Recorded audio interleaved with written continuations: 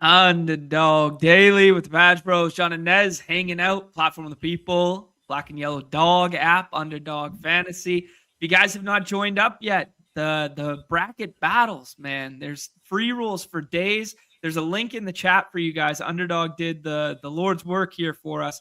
Click this link here on mobile only. Go down the list and just join every bracket you possibly can because you could scoop a whole bunch of free prize money there. We got 2,500 added to our contest yesterday. Shout out to the good people there. Obviously, the Pause Kingdom one's in there. Bunch of stuff to choose from. All you got to do is fill out one bracket, click all through it, yada, yada. We did a full show on it yesterday there. But today, man, special day here. Nez, unfortunately, my guy Brian was not available. So we got the second best thing. Yeah, we got the second best thing. We got one of everybody's favorite plus ones at the Dog Bowl here, who wound up being the champion. Well, technically, he wasn't a plus one. Let's at least give him that. But everybody's second favorite goober. Yeah. We managed to get him. He had to call out of work for this one, so I mean, he clearly wanted to be here. So that means a lot to me. It means a lot to me.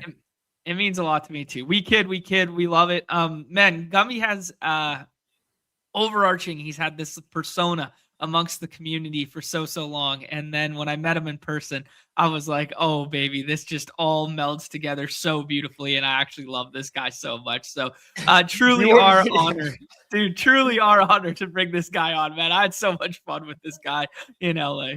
Bro had doubts. He was like, maybe. Nah. Yeah. Real ones knew. Real ones knew Gumby was the truth. Real ones knew from the jump, but things are not official until we make them official, Nez. So let's work our magic here behind the camera. I got the usual. You're in charge of. I got Gumby. We haven't done this in a while. I got Gumby. You got Gumby. I got Gumby. I'm gonna wrangle him onto the screen. All right, here we go. 3, 2, 1.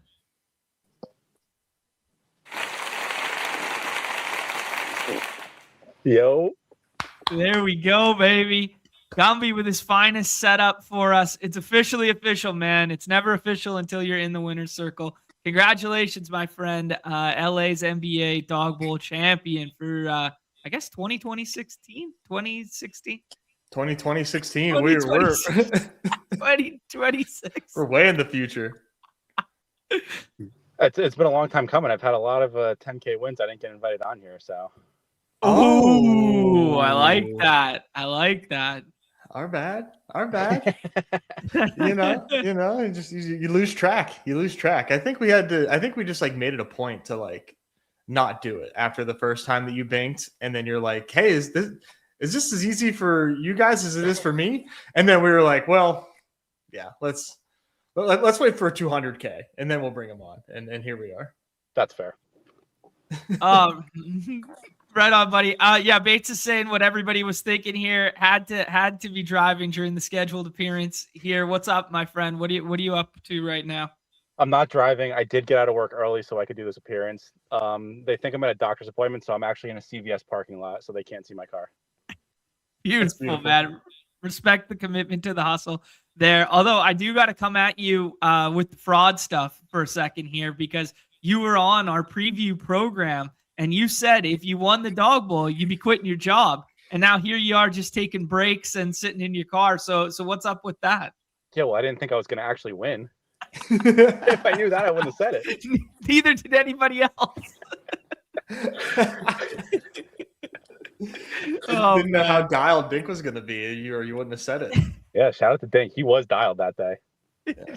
Dink with the greatest performance of his career, getting Gumby home, man. How's it feel, man? Has life changed in any regard? No, but I do check my bank account at least 3 times a day now, and it just makes me smile every time. So it made it. Okay. Did they make it? It cleared. Check cleared. Did they like reach out to you about the transfer at all, or did it just like it just happened? No, it just never had to do account this that much. night. Just popped in.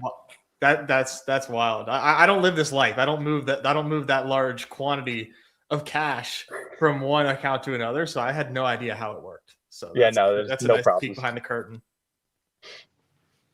Gumby, overall, man, obviously, first Dog Bowl experience is, never going to be forgettable when you take home the big check. But maybe let's remove that from the equation for a half second and just tell me what was your experience like? Did it live up to your expectations? How was your first Dog Bowl, bro? Oh, it was great. I mean, even like before like Sunday, me and Brian were like talking about how much fun we were having. It was awesome. I am upset didn't get to see LeBron. That's okay. But I mean, the yacht was sick. The draft, I mean, meeting everyone was sick too. Mm-hmm. All the people I draft against every day. Yeah, no doubt. It was a great time. What was drafting in that environment versus, being at home or on the mobile? How did it fare? Like, was there any nerves attached to it? Like, was it a different experience? I mean, I didn't really have time to be nervous because I was tracking all the drafts and like typing in everyone. So like no time for that. But it did help being able to like talk shit to the people around me. I can't do that on the mobile device. So I think I riled everyone off their game. I mean, John, you were next to me in the winning draft, sitting next to me and drafting next to me at the 2 spot. So I think I knocked you off your game a bit. Many are saying just be adjacent to me and good things happen to people. It's not the first time I've handed out winners on this site, and it won't be the last. Oh man, we'll bring up that draft in a half second here, but yeah, just a little bit more on the weekend there. What were some highlights for you? Was your favorite experience the yacht? Was your favorite experience the sweat? I mean, you left during the sweat, so it couldn't have been that enjoyable for you. What were some of the highlights? The sweat was miserable. That was the worst part of the weekend. I was not having a good time. The best part is probably the yacht. The yacht was sick. Yeah. So we kind of talked about it off and on the clock, but like, can you kind of give us a first person account of like what you did, just to recount it for people who maybe missed that show, and like walk people through what you were doing like during those last minutes of the game?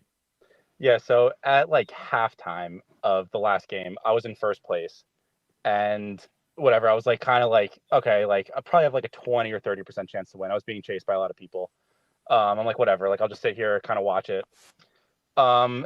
And then like into the third quarter, there's like 7 minutes left. Like I'm trying not to watch it. I literally can't watch the game. People are screaming. Every time someone screams, I look up. It's not going well. So I walk up to the bar. I'm like, can I get an espresso martini and a water? And next to me is Johnny Footballs and his wife. And Johnny Football's wife says to me, she's like, "Oh, you're in first." I was like, "Yeah." She's like, "You're gonna buy a pony." I was like, I need to get the fuck out of here. I can't take this. I'm gonna buy a rope if you keep this up. So I texted one of my friends. I was like, this is agonizing. I can't take it. He's like, "Give your brother your phone and go for a walk." So I was like, you know what? That's a great idea. The confidence. So I gave Brian my phone. I went for a walk around the block. The first walk was like six times around the block. I couldn't take it. I convinced myself I wasn't gonna win. I come back in. I say to Brian, I'm like, how are we looking? He's like, "You're still in the same spot. Nothing has changed." I'm like, "All right, going for another walk." So I go outside, go for another walk, come back in. As I'm walking back, I see Nez and Pete sprinting out to like grab me to come in. There's like, I think there's like 3 or 4 minutes left in the game. And they basically held me hostage and made me sit there and watch it.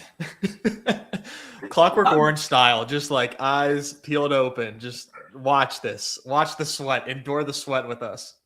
I'm going to find the photo right now for the people because it's too good. Because you did not look like you were enjoying yourself at that moment in time, because you had sunglasses on. You were slouched in the chair. Brian's kind of like hovering over you. Yeah, you were truly a man of your word when you said it was agonizing. Do you normally sweat NBA slates and stuff like that? Like, we know you play a lot, but like, do you sweat on a nightly basis? Do you stay up and watch?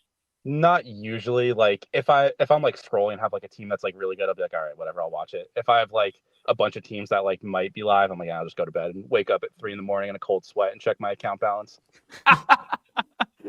Totally healthy behavior.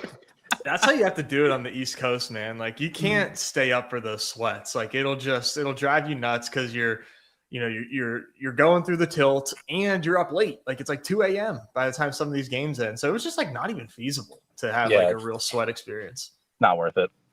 No. Yeah, did the sweat on the West Coast open up your eyes to the West Coast living and lifestyle here? Are you going to spend some of that capital and come out this way, or what, dude? I mean, I did love watching sports on the West Coast is so much better than the East Coast. So much better. I know.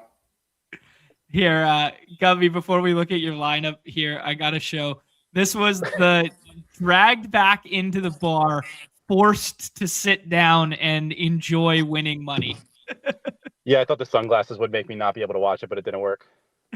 It's good shit. It looked like almost like Weekend at Bernie's. Like you were just like you have no core muscle activated whatsoever. Just like so kind of relaxed, honestly. You don't even look stressed, to be honest.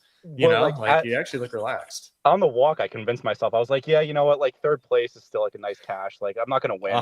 So I convinced myself I wasn't gonna win. So it was good. Brian's in the chat. Love to see it. Yeah, Brian and I were just like chatting the whole time. We're like, I'd probably put it like 40%, you know, and then once like it got to like the fourth quarter and Ryan Fleming was just going off, I was like, yeah, I'm gonna have to like take some vig if I'm you know taking Gumby bets. So I officially flipped you as the favorite, probably like 8 minutes into the fourth, and Brian was still like nervous. He was like, maybe like 30%. Like we were calculating the sims in real time. It was fun.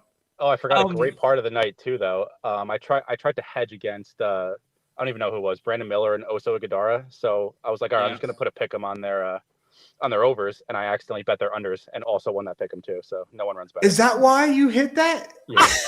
I was like, dude, you made so much money that night, and it then turns out it was an accidental hedge. I was like, wow, he was dialed, man. He hit the lowers on the two guys he was fading, and he won. But turns out it was an accident. That is beautiful. That's why that dialed. Too many espresso martinis had me in the wrong direction there. That's why we never hedge. That's unbelievable. Here's the team, Gumby. It was a Wemby team. The Wemby stuff wound up mattering in a big way. Cade kind of fell a little bit flat in that one. Wemby mattered. You were telling me while we were drafting, I love that you brought up the talking shit thing because it was kind of quiet, the drafting landscape, but me and you were chirpy as all hell the whole time. So that they really did add to my drafting experience being beside you as well, because we were just talking shit the whole time. Every pick didn't matter. It was great stuff. To each other or to like the people around? Or you talking shit on other people's picks? Both. It was, I mean, like Gumby say, but yeah. Yeah, I mean, like the problem is that's how I play sports. Like I talk a lot of shit. So like it felt like a sport. I'm going to talk shit. Yeah. It was very apparent that you and I play sports similarly when in those moments there. Yeah, but what was happening here with the sweat that everybody's talking about is this Portland and Pacers game was still going, but like it looked like maybe like in the last like 5 minutes of that game that they were going to pull all the starters, and they did. And then the Chicago and the Kings game, they looked like they should probably pull starters in that one, but for whatever reason left them out there. And then there was an island game. Well, it wasn't a full island game, but a full island quarter left in the Suns and Hornets game, while Gumby's lineup was completely stagnant, and then everybody was chasing him. So it was a really fun sweat because I was standing with you for the Pacers and Portland game because I had little pieces of that too and was pushing up the leaderboard. And there was a moment where you and I were like first and second there, and it was like, oh, here we go. This is a fun sweat, you and I standing beside each other. And then as soon as they pulled the starters for that game, I started to drop, but then people that were climbing over me were slowly getting to you. So I could see how that would be quite an agonizing sweat. Oh, yeah. So this team had Jrue Holiday, who was a big target for you. I think we'll talk about that in a half second, but you kind of played Denny out on that day. Toumani Camara, it had this little game stack here, 4 pieces from the same game with Siakam, Huff, Camara, and then Maxime Renault just as a one-off piece from the Sacramento game. Nice spot going up against the Bulls for centers there. How did this come together, man? Were these targets of yours? Was this combinatorial ownership? You said you were tracking everything. What went into the day for you? Yeah, so the Drew Holiday pick, I was targeting him a lot. I think I picked him 3 times. Because where he was going, like he was still a good pick, and like if Denny sat, he was just an absolute smash. So I just kept picking him over and over again.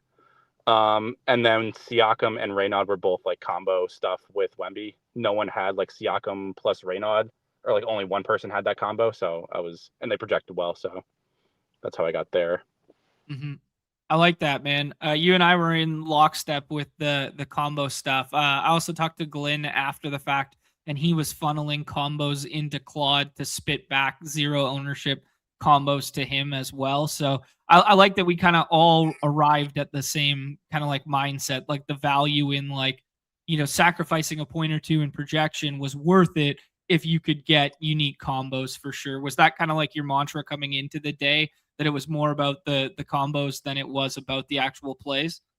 Yeah, 100%. Like, because I mean, like you said, if you can get like a combo that's like that no one else has, that's projects 1 point less, or even like I think like this team projected pretty well too compared to the other Wemby teams. So like I wasn't even giving up projection because the tiers were so big, especially in like the 2nd and 3rd round.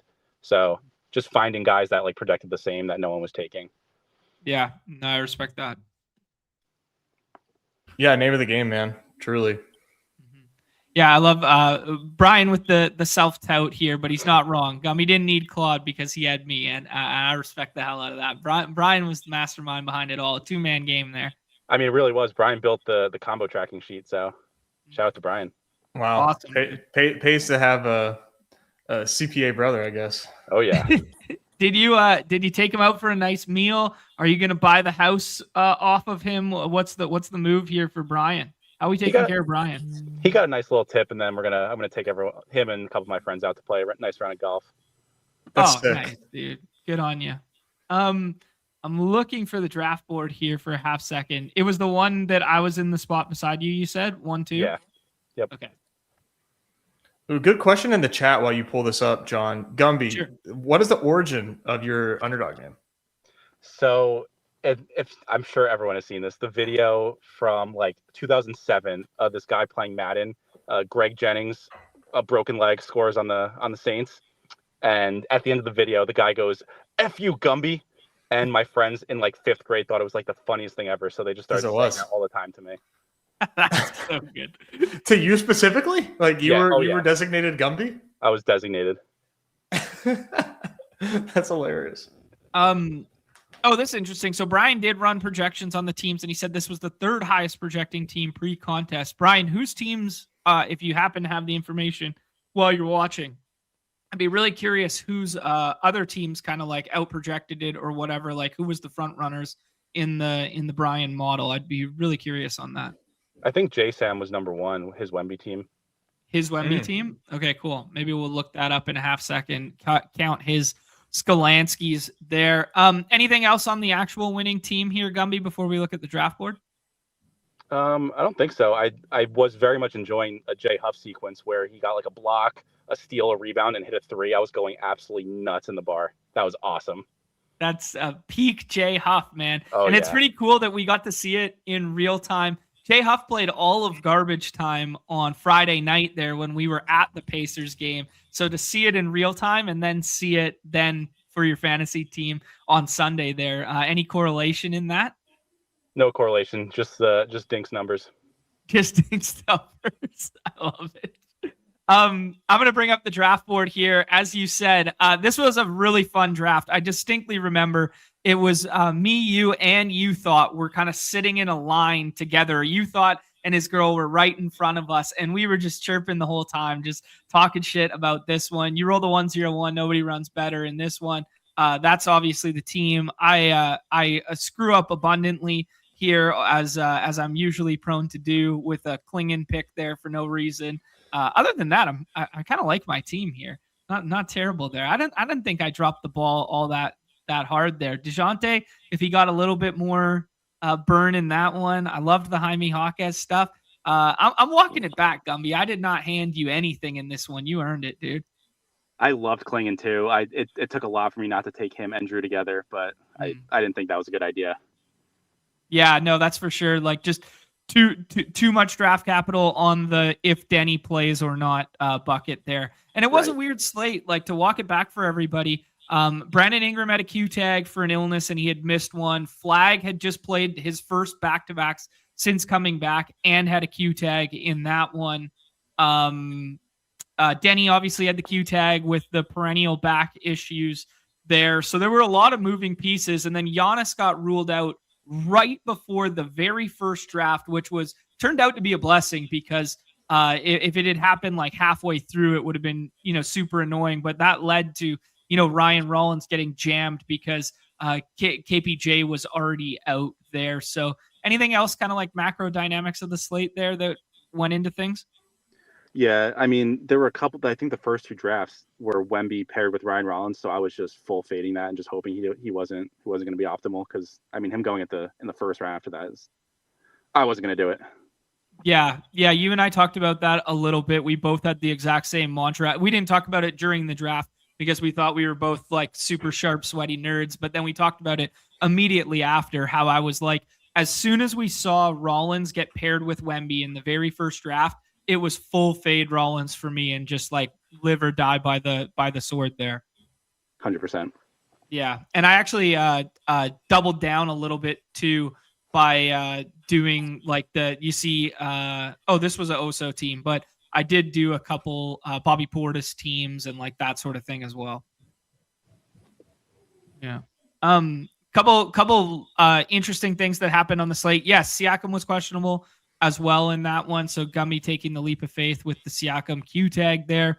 And also just, you noted that you did do multiple Jrue holidays. So you weren't like risk adverse in terms of over, concentration with only 5 entries. No, definitely not. I think I had 3 Jrue, 2 of someone else, maybe 2 of 2 other players, but I wasn't even really thinking of that. Like the best plays just got to play. I would have been more upset if I didn't play a guy who I thought was the best play and lost because of it than like just jamming the guys who my sheet had number 1. Yeah, no, fair enough. Trying to think through some other stuff there. Grayson Allen was a late scratch, and you had one of the lines of the weekend. Care to share?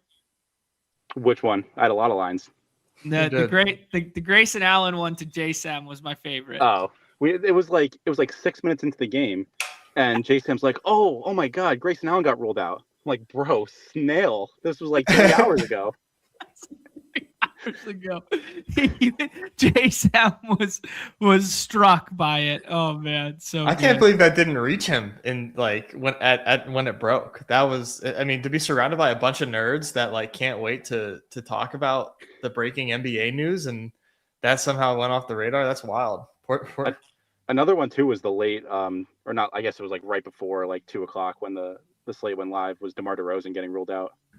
Yeah, it was a weird slate like that because DeMar came out of nowhere, Grayson came out of nowhere, and Kyle Kuzma came out. Kyle Kuzma had a Q tag, so it was a little different. But Kyle Kuzma as well, because it made the Portis and Dang stuff look better too.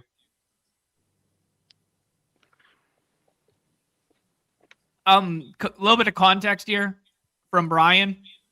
So the J Sam leader in the clubhouse was draft 4 from the pick 1. It was a Wemby, Flag, Precious, Grant, Buzelis, and then Anthony Black, who was another Q tag, who didn't wind up playing in that one. And then Gumby, your overall numbers, you had 3 of Jrue Holiday, you had 2 of Jay Huff, so you fell in love at the basketball game. And then you had 2 of RJ Barrett. I remember you sweating RJ Barrett pretty heavily in that first game. You and I were both sitting beside each other watching. Jaime Jaquez was my guy and RJ was your guy. So yeah. Yeah, RJ was another one. I think was Brandon Ingram questionable, and yeah, RJ gets a big boost if he doesn't play. So I was targeting him. Yeah, I'm gonna jump back just for the sweat equity of the leaderboard here for a second. Shout out to FF Links who comes in both 2nd and 3rd here. Glenn in 4th there. NBA TST had a really good sweat as well. Double solver bros up here with Burt Bra up there, Mello, and then myself with a couple there. FF Links here, this was kind of like the real sweaty stuff down the stretch where Oso and Con Knipple were chasing you in this one there, and then he had this one that was a Colin Sexton swap, and then Colin Sexton got hurt in this one. So 2 beautiful teams that were tracking you down. No wonder you felt so uneasy and anxious. Yeah, I scrolled through the leaderboard and like looked at a bunch of teams for the first time like 2 days ago, and oh my god, no one runs better. Like I got so lucky. Like it's insane. I guess anyone gets lucky when you win, but it was really so many good teams that I should have lost to. I mean, hat tip to you for recognizing that too, right? Like it's like as well as you played and you did everything you could within your control, but it's still, it still requires, Con Knipple missing a couple threes at the end there and getting pulled early from that game, or Fleming playing over Oso. Like it still requires like the element of this is why we play the games. Oh yeah. Yeah, for sure. It happens. If you analyze every single slate you win, you'd feel like you never deserve it. Yeah, exactly. Right. Yeah, it's really well put there. Speaking of deserve to win, this was the team that deserved to win. We're going to die on that hill. Najee Marshall has put up greater than what was the difference here? Lost by 11 fantasy points here. Najee Marshall has lowest score on the entire season there, plus had the double bubble if Flag didn't play. And then since then, Najee Marshall has been scorched earth. So let it be known, Gumby, when you are buying your house there with all your earnings, that it came straight from Najee Marshall to you, man. I appreciate that. Thank you, Najee. Yes, that was what was his stat? That was March 5th. Was that against Toronto? Yeah, dude. He's been like he had one. Or that was Sunday against Toronto, dude. Yeah, he's been like good ever since. Like that is like so annoying. And like by good, it's like he scored 50 last night or 2 nights ago. He scored 40 the other night. Yeah, I was like, because I threw it out to you. I was like, man, I kind of think Najee Marshall's interesting. Like he's back. Like, what's the worst that could happen? 8.5 fantasy points. That's the worst that could happen. I guess not even that crazy of a scroll. I feel like if you're gonna like absolutely brick a pick, it should be a funnier scroll than Najee. So that's what like really made me upset. Yeah. And this was the opposite of Gumby lineup because nobody did this the rest of the time and nobody did it. This was the very first draft. And I just go, hi, me and Bobby double scroll right here with like 50 ADPs taking them at 40. So this was the ball knower slate, and it just so happens that the spreadsheet versions get home in this one with Gumby. I was considering Najee, and I think it was this team, but because you already had him with a Wemby, I didn't want to do it. Yeah. Wow. John, thank you, John. Huh? Yeah. Thanks, John. You're welcome. Yeah. Postcard for both myself and Dink after your big win. Gumby, what else is on the docket for you, man? I saw you were doing a stream there the other night. You're deep in the football streets already. I guess that was that last night or the night before? I can't remember. Yeah, we were on last night. We did a bracket and did a big board. Yeah, right on. Who'd you guys end up picking in that bracket? I tapped in for a half second, but not for long. I think it was Iowa State. I don't know. I had so many Guinnesses, John. I don't even know. I respect it, dude. I respect it. Yeah, actually, St. Paddy's Day yesterday. Right on. Oh yeah. Yeah. You guys split the G or what? I did not split the G. They only had bottles. You believe that? I was drinking straight out of the bottle. Dude, Guinness doesn't come in a bottle. That's insane behavior. Sometimes they do. That's tragic. Gumby, what else is new, man? Have you rubbed it in the ex-girlfriend's face? Are you looking for a new lady in your life here now to spend all these hard-earned winnings on, or what's up? Yeah, haven't rubbed it in her face yet. I can't tell her. I need someone else to tell her. So if one of you guys want to like shoot her a DM, I'll give you her Instagram. Okay. But yeah, I'm paying for drinks now with all the ladies, paying for dinner. I wasn't doing that before because I wasn't rich. So everything's changed. I respect it, dude. Oh my god. Any plans for the summer, dude? Are we gonna max BBM? Are we gonna keep streaming? What's the vibe? Yeah, me and Brian and sometimes Anthony will be streaming. I don't know if I'm gonna max. I every year I tell myself I'm gonna max, and then I get to like 50, and it's like this is such a grind. So we'll see. Some guys want it more, dude. You were putting off in the dinger a little bit, right? Yeah, I did like 5. Okay. The problem is if they filled a little quicker, I would like rip like 10 at a time and like just use like they're filling now. Sims. Are they? Yeah. Queue up those Yankees, get those Yankee stacks in, and just let it rip, man. What can go wrong? What could go wrong? Good shit. All right, Gumby, man, we'll let you get back to your life here. You got clients this afternoon or what? No, I'm done for the day. Oh, okay. Right on. Time for the gym. Oh, there you go. Go enjoy yourself. Actually, yeah, dude. Respect on the shirt off thing. When winning your championship, swirling around the head, a grand tradition here, but do not appreciate you upstaging me in the midriff range there, dude. Maybe skip a couple days here, mix in a couple Guinnesses here. The last thing I need is a yoked Gumby avatar in the Discord here, dude. I was promised an emoji in the Discord, and I still haven't gotten it yet. What are we waiting on? Gumby blast off is coming. We got to hit up the bouncers and get that made. We need a Gumby blast off for sure. Good shit, bro. Any parting words for the people? I know you're going to be on After Dark with Pete there. Is Brian coming on as well? Is that? Yeah, Brian's going to be on After Dark on Saturday night. Right on, dude. That'll be a lot of fun. Look forward to that for both you guys there. Any parting words for the people, my friend? No. Sub to the Badge Bros, sub to ETR, and give Dink a kiss on the mouth. Straight on the mouth. Sub to the Goobers. Yeah. Oh, man. Much appreciated, dude. Longtime friend of the program and community. Much love, dude. It was a pleasure to have you out there that weekend. Congrats again. Thanks, guys. All right. Peace, Gumby. Peace. Awesome stuff, beauty, man. Yeah, huge beauty. Love that. Yeah, I didn't feel like losing the dog bowl, Nez, but losing it to Gumby is not so bad, Yeah, you do have a little bit of selflessness in you. You do like to see the community win. It's good. It's good content. Everybody wanted to, maybe not everybody, but I wanted to see Gumby win. I want to see you win too. But yeah, friend of the show. Yeah, no, good stuff, man. Awesome. Also, one thing we didn't talk about there, he did do the self-dunk of the dog bowl. So it has become a little bit of a tradition that, usually I'm the guy who gets a drink and dumps it in and makes someone drink out of the dog bowl. And for whatever reason, I slipped up this year and didn't do it. And he called it out. He was like, don't I get to drink out of the dog bowl? Oh, shit. So we filled up the dog bowl and he drank it and then self-dunked it on his head. So there's a couple iconic photos of him doing the self-dunk. So shout out to Gumby, who was a true man of the moment there. It was really fun to watch him celebrate. To this day, I think it's my favorite celebration of a dog bowl champion thus far. Yeah, I think so too. The fact that Brandon Jennings was side by side with him too was pretty sweet, pretty funny. But popping bottles. His boy Jennings' boy couldn't get the thing off the top of the bottle. I had to help him out. Come on, dude. What are you doing?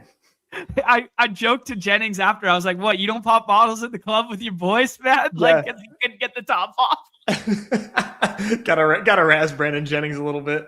So good, man. Oh man. All right, perfect, dude.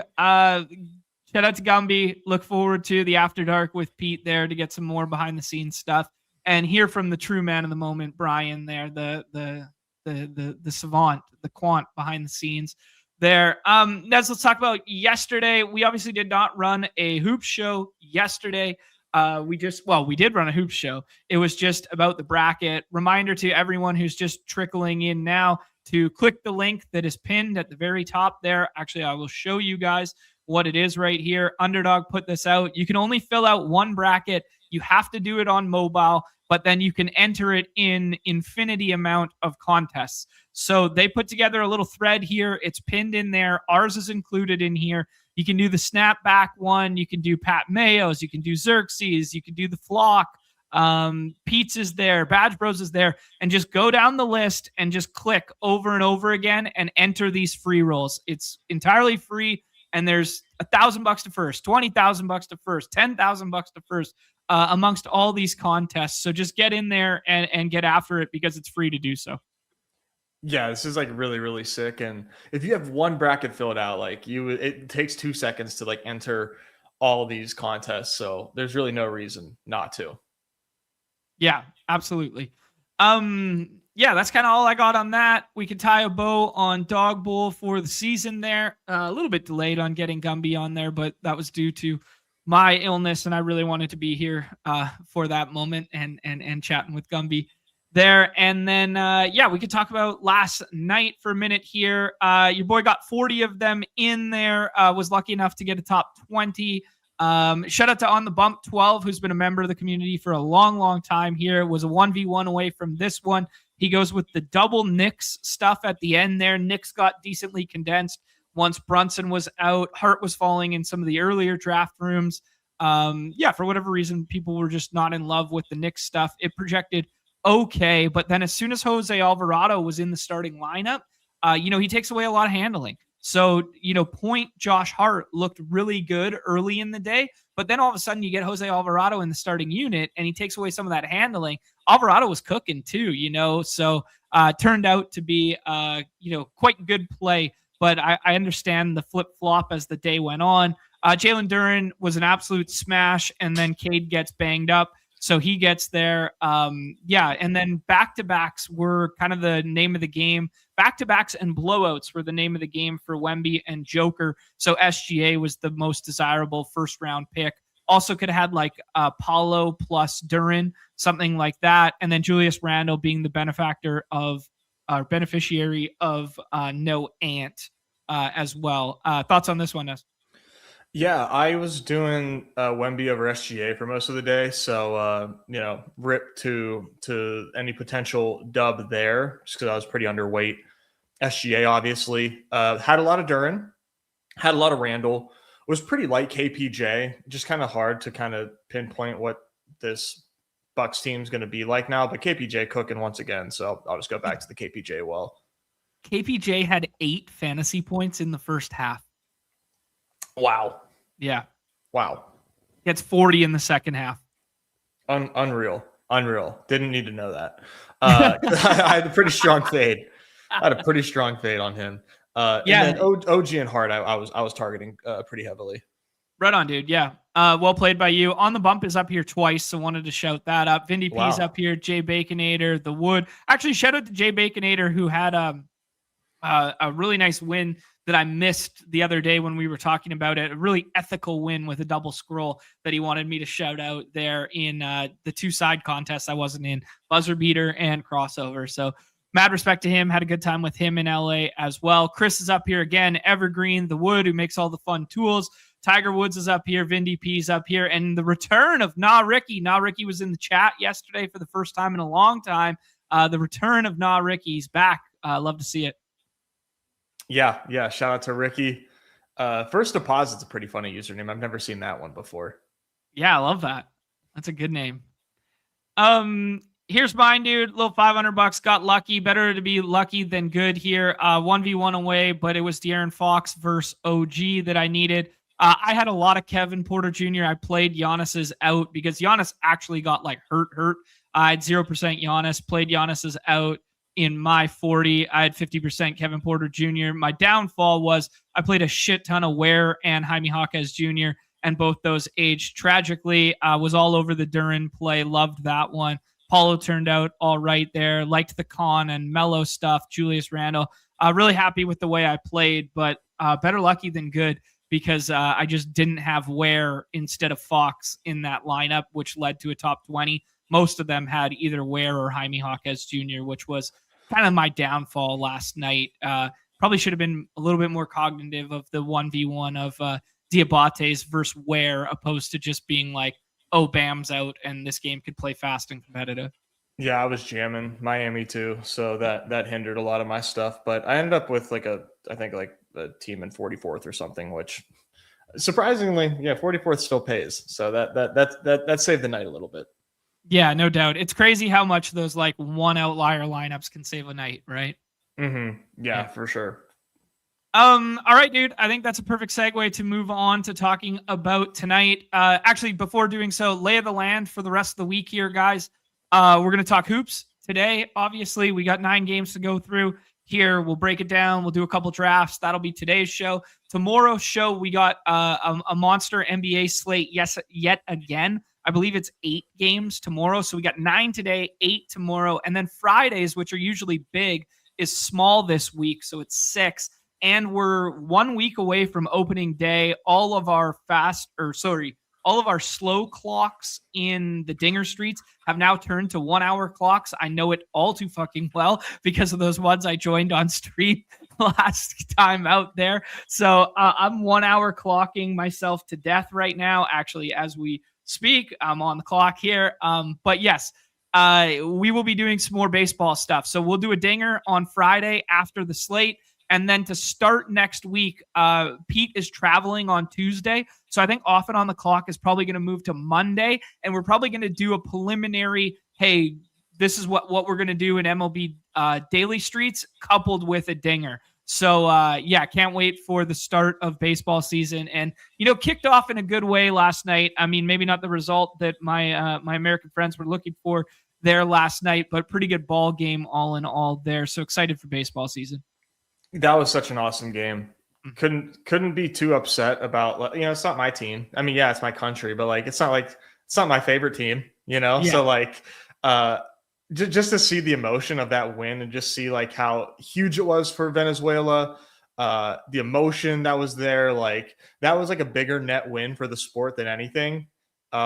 Such an awesome event. So many people, I've seen so many people talk that aren't even just strictly baseball guys, are that was the biggest single sporting event in terms of just whatever way you want to quantify it, just magnitude. That was one of the best sporting events that I can remember watching in a long time.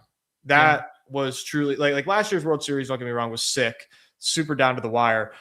That had so much emotion involved in it. The WBC, shout out to the WBC and the players and stuff, because that was electric. And I feel like we say it every year though that we have it, but I feel like it does a lot for baseball to see that. That is just so good for the game. Yeah, fully agree with you on all fronts there. The only one caveat I would add to it is that the difference in the Olympic hockey or something like that we saw, or the Four Nations, where it was truly best on best. I really want to see that from baseball. I want to get, this insurance shit figured out. I want, Garrett Crochet pitching. I want Scooball pitching last night instead of Nolan McLean, etc. You know what I mean? But it's as close as we can get. And, I echo the sentiments about it. Just meant so much to Venezuela, man. You could see it in the crowd. You could hear it in the crowd. You could see it in the emotions. Amazing interview after from Eugenio Suarez, who I put on the cover for Friday's show. But yeah. Awesome. All right, Nez, let's do the damn thing here. 9 games. Anything to say? Before I do the back-to-backs and all that sort of thing, I'm going to hit a refresh here. But we have injury reports from everybody except for Denver. Denver's the second night of the back-to-back, but they blew the brakes off last night. So they, minutes were pretty capped there. They beat the shit out of the Sixers. So even Aaron Gordon kept it under 20 minutes kind of thing. So I'm not really anticipating anything crazy. Maybe Gordon can sit the back-to-back tonight because it's Memphis, but he did get ruled out. Just to did? cut in real quick. Aaron Gordon did get ruled out. Okay, thank you. I did not see that. Okay, perfect. I don't know about the rest of the injury report, but he's officially ruled out. Okay, cool. And then we got some early news. DeJounte Murray is in. Garland's in. We'll wait and see. Big Q tag on Kawhi Leonard there. Wait and see on that one. And yeah, that's kind of the macro of it. And then we'll get into the back-to-backs and the injury report. I've got 10 of them done. Where are you at in your process, dude? I've got 40 main and buzzer beater maxed, and I called it at 30 layup line. So that's a grand total of 90 today. Right on, so dude. Decent sample size. Yeah. How are we feeling about the slate on the whole? Are you heavily concentrated? Are there plays that you like at top end, back end, etc.? It's kind of my usual slate where I feel good, because I really like this slate. So my top 5 or so, I've got 8 guys above 25% drafted, a few guys above 20, and then the rest fairly flat. But yeah, I really, really like this slate, man. This is a good one. This is one where I just think that there's some mispriced guys, really good matchups on the slate here, and not a lot of teams playing who I hate when they're on the slate. So it's kind of the perfect storm here. Awesome, dude. Yeah, love it and respect it. Any isolated player that you really want to be like, yo, I'm overweight on kind of thing? Yeah, I'm really overweight DeJounte right now. Okay. He was balling, dude. That last 2 games, up to 30 minutes, like put up 44 on Toronto, 50 on Houston. And I'm pretty sure. So for that Houston game, Amin, I don't think played. Or no. Amin did play, but I think Şengün got ruled out. Okay. So Reed was in. So I was really liking the fact that that Reed was going to be playing a ton there. So it's not like as impressive. I was kind of using it as a point. But anyways, dude, he's been balling. And he had an illness, which is why he missed against the Mavs. So, like, it's not like he was hurt. It's not like injury management. Like, he was sick. So I think can expect 30 minutes here unless they blow out the Mavs. Or not the Mavs, sorry. Who do they play? Clippers, correct. Thank you. Cool. Fun spot. Yeah, no, I'm about it too. He's my highest owned right now too. I was trying to get overweighted when I just saw the Q tag and the ADP. It was an illness tag the previous time out. I thought there was no reason. I thought he was just going to out project that whole tier. So I'm in lockstep with you on the DeJounte stuff to start. Now the price tag's a little frothy, man, because the drafts I did after he got ruled in, he was like going 18, 19 in and around Trey Murphy, which is, good, but you also have to weigh the fact that you're competing against teams that have him in the 6th round or with a late pick or paired with Garland with the double Q tag strategy, etc. Yeah, for sure. I still think it's worth chasing a little bit, especially if you don't have much. I would definitely still chase if you were scared, but you got to keep that in mind, of course. Yeah. I like this idea. Gumby saying that opening day needs to be 10K to first. It's interesting. Opening day is a tough one to fill sometimes just because baseball takes a long time to draft comparative to NBA, but also the dinger is closing and we might need the liquidity to close the dinger before that. And like opening day this year is one island game on Wednesday. And then Thursday is like the classic, like super staggered day where it's like the day starts at, 1 Eastern and then goes all the way till 10, whatever. So it's actually like chunked up slates. So it's kind of weird. I think our best hope would be the Friday, where Friday's like the first normal day of baseball and it's only 10 games and they leave it for like rainouts for the extra day off kind of thing. So you'll get a pretty clean slate on Friday with like 9 games and they'll all start at 7. So I think our best case to be like for the site slate would be like our opening day is Friday slate.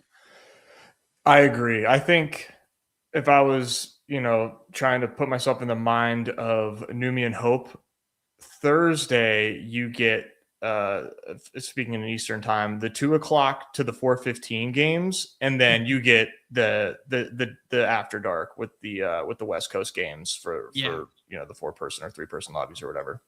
Yeah, fully agree with you. Love that. Yeah, and just because the lock time on that, it'd be hard to make 10K to first unless that contest dropped on like Tuesday. Yeah, that would be ultra ambitious and way too generous of them. But I'm hoping we can fill baseball, dude. Baseball, there's a lot of, people are excited for some baseball, dude. So we'll see. Yeah. We'll see. Yeah, capitalize on this traction from the WBC in the same way that hockey capitalized on the traction of the Olympics. And now, there's just a lot more interest in the sport thereafter. Mm-hmm. Yeah. All right, dude, let's do it. I'll break it down for the people. We'll move over to the beautiful unabated interface. The macros of the slate here, Nez. I made a little note of it before. 4 back-end back-to-backs with the Nuggets being the only team that hadn't submitted, although we got the Gordon news, so my information might be out of date. I will update the most recent injury report. Do we have an official filing? Yes, we do. So we have injury reports for every single team on the slate now, and those are 4 on the back-to-back and then 5 on the front end back-to-back. So 4 back-end, 5 front-end. The teams are as follows on the back end, back-to-back. The Pacers, who put a Q tag on everybody for the second day in a row. Yes, sirs. Awesome stuff from them. Thunder, who already ruled out Isaiah Hartenstein, and then Chet Holmgren has the Q tag there. Ant Edwards lists T-Wolves on the second night of a back-to-back there, and then the aforementioned Denver Nuggets taking on the Grizzlies. Those are all your back-end back-to-backs. Your front-end back-to-backs are the Bulls, and then you have the Clippers and Pelicans playing each other in the same city for another night in a row. So they're going to play each other in like what Dink calls the baseball series, back-to-back here the next two nights. Utah is on the front end of a back-to-back, and they play the Bucks tomorrow. And then the Lakers are on a front end of a back-to-back and play in Miami tomorrow. So, that's kind of the lay of the land there. Yeah. I mean, I was just going to say, this is like a week of back-to-backs. Like, the whole week is just absolutely jam-packed. It'd be easier just like naming who isn't on a back-to-back right now. I love that. Yes, absolutely. And then if you guys look at the unabated lines and totals and spreads here, you will see we have more of the football spreads. So there's 9 games on the slate, and there are 5 of them, I believe my math is correct, of double-digit plus spreads. So the Celtics are 11.5-point favorites. The Blazers are 13. Oklahoma City is 18. 13.5 for the T-Wolves and 13 for the Nuggets there. So 5 of our 9 games are football-esque spreads out here as well. Those macro dynamics of the slate, anything to think about there, Nez? I think the Thunder come into play. Okay.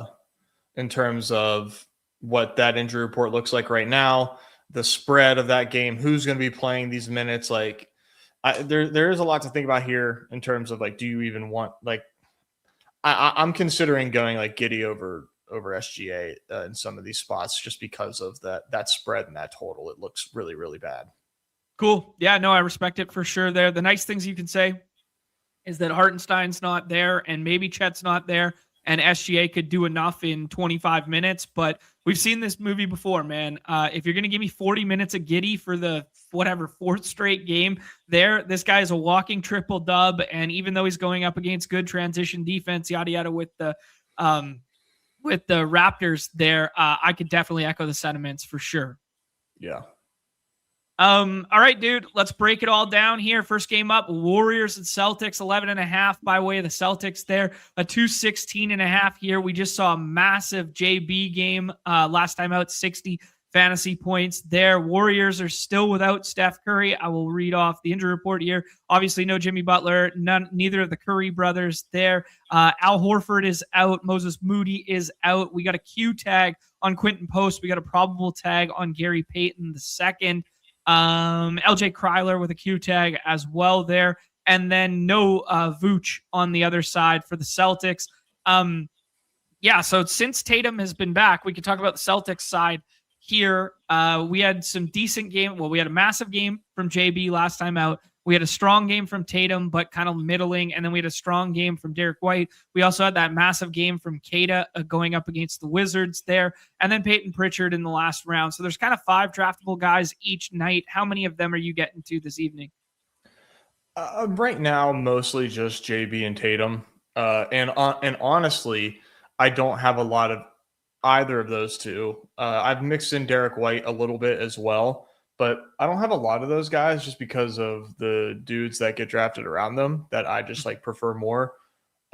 So yeah, I like obviously nothing wrong with them right now, especially like against this iteration of the Warriors where like they're playing tough, but you can still, the guys are still getting home fantasy wise on them. So I think at cost, I prefer Tatum to Jaylen Brown and mixing him in at the 2-3 turn or, with my Luka teams even a little bit there.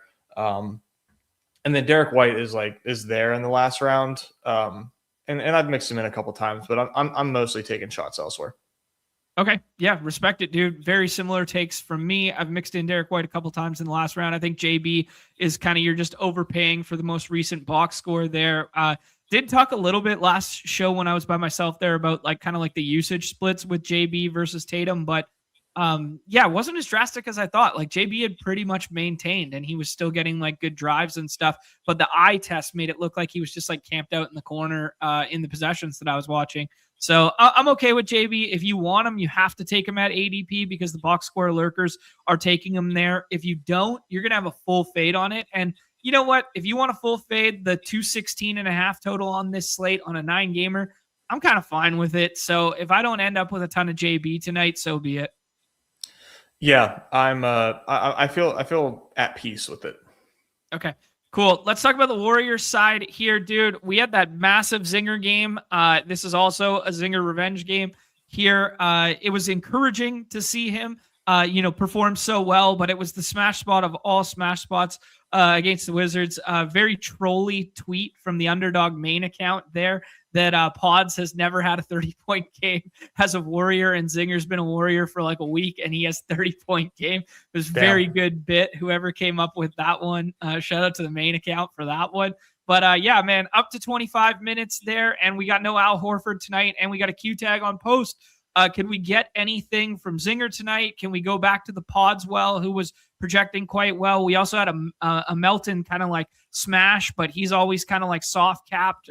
Thoughts on this grouping? The Warriors are not too bad fantasy wise right now, but tonight I don't feel like getting to any of these guys. Yeah, simply put, I mean, Zinger, it's nice to see him back. It's nice to see him get to 25. I would be shocked if he plays greater than 25 for the rest of the season. Mm-hmm. And like this spot against Boston doesn't necessarily stand out as like a Zinger smash spot unless like it wouldn't surprise me if he just like is a fantasy monster because he's kind of like their best offensive weapon in Golden State right now. And he's like kind of being like a primary rim protector as well. So like, I don't think he's a crazy scroll. He's not, I mean, he's ADP 33, right? Like he's not a scroll, but he's not going to pop in projections. I don't think he's a bad play in the 6th round just because I think he's kind of safe. Like the way that he's playing right now, like, yeah, he's only going to play 25 minutes, but they're going to be a damn good 25 minutes. Yeah, I respect that, dude. Obviously, Keita and like going up against that defense on the interior isn't like the most desirable spot as you laid out there.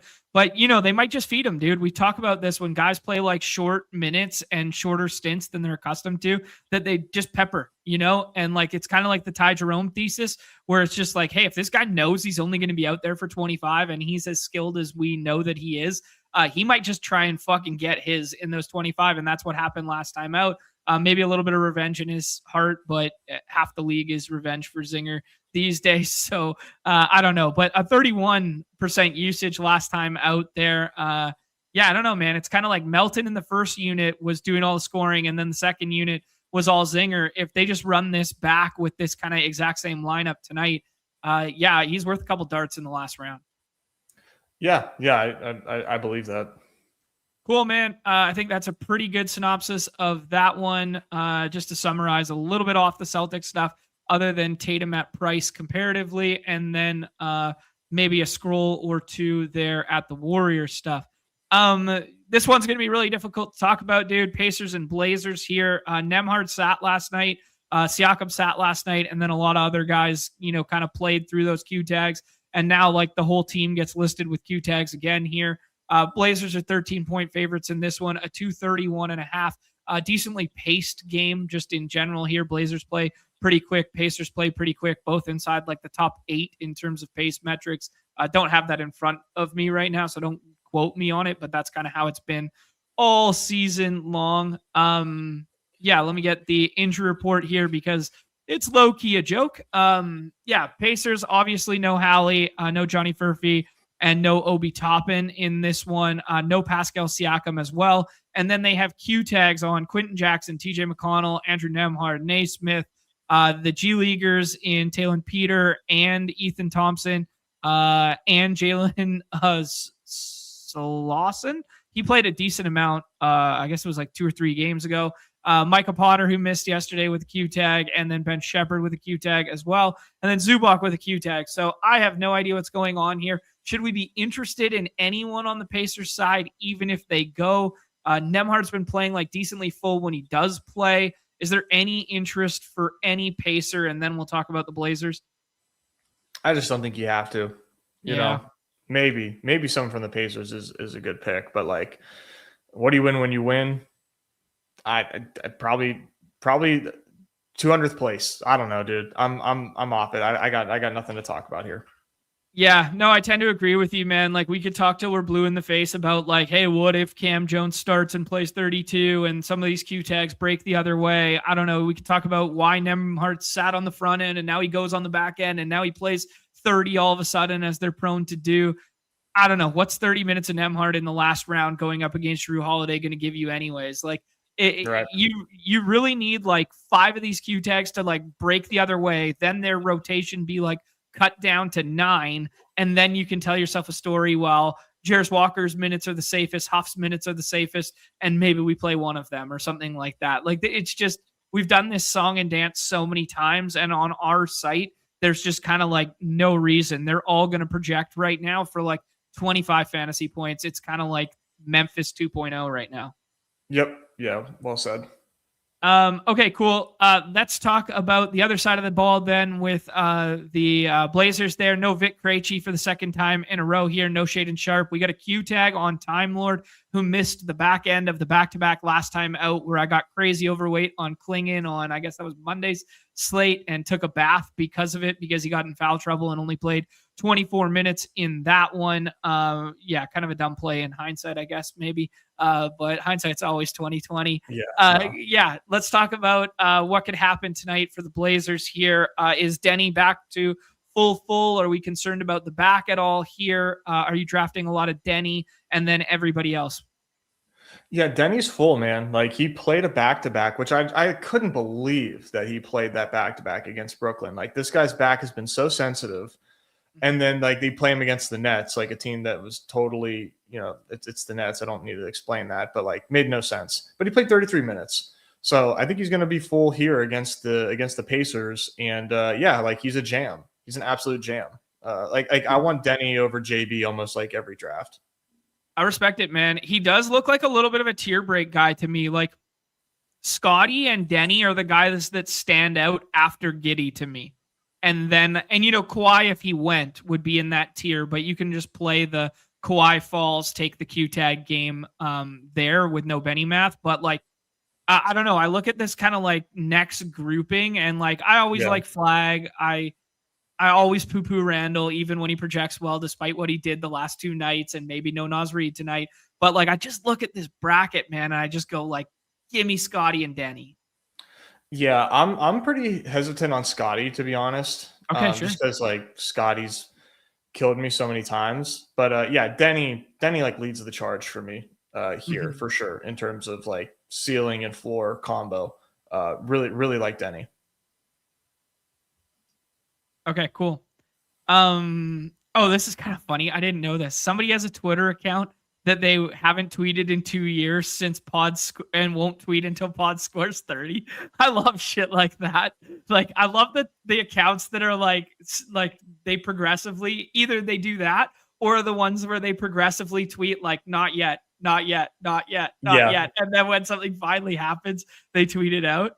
Yeah, that's that's always a good one. They get the GIF of like the tenant GIF like coming back to life. It's a good one. Yeah. Scotty hasn't hit ceiling in forever. Ricky's noting that like, hasn't Scotty just fallen behind Pirtle in usage? I mean, yeah, dude. Like, we're gonna have no Colin Murray Boyles tonight. We'll talk about Scotty in a half minute there. Let's talk about Blazers in general here. You know my feelings on Klingon. Obviously, it's a good spot going up centers against the Pacers. That's a spot that we like to attack. But like, I love to play Klingon when there's no Time Lord. When Time Lord's back in, I get hesitant here just because he's going to get his 18 minutes no matter what kind of thing.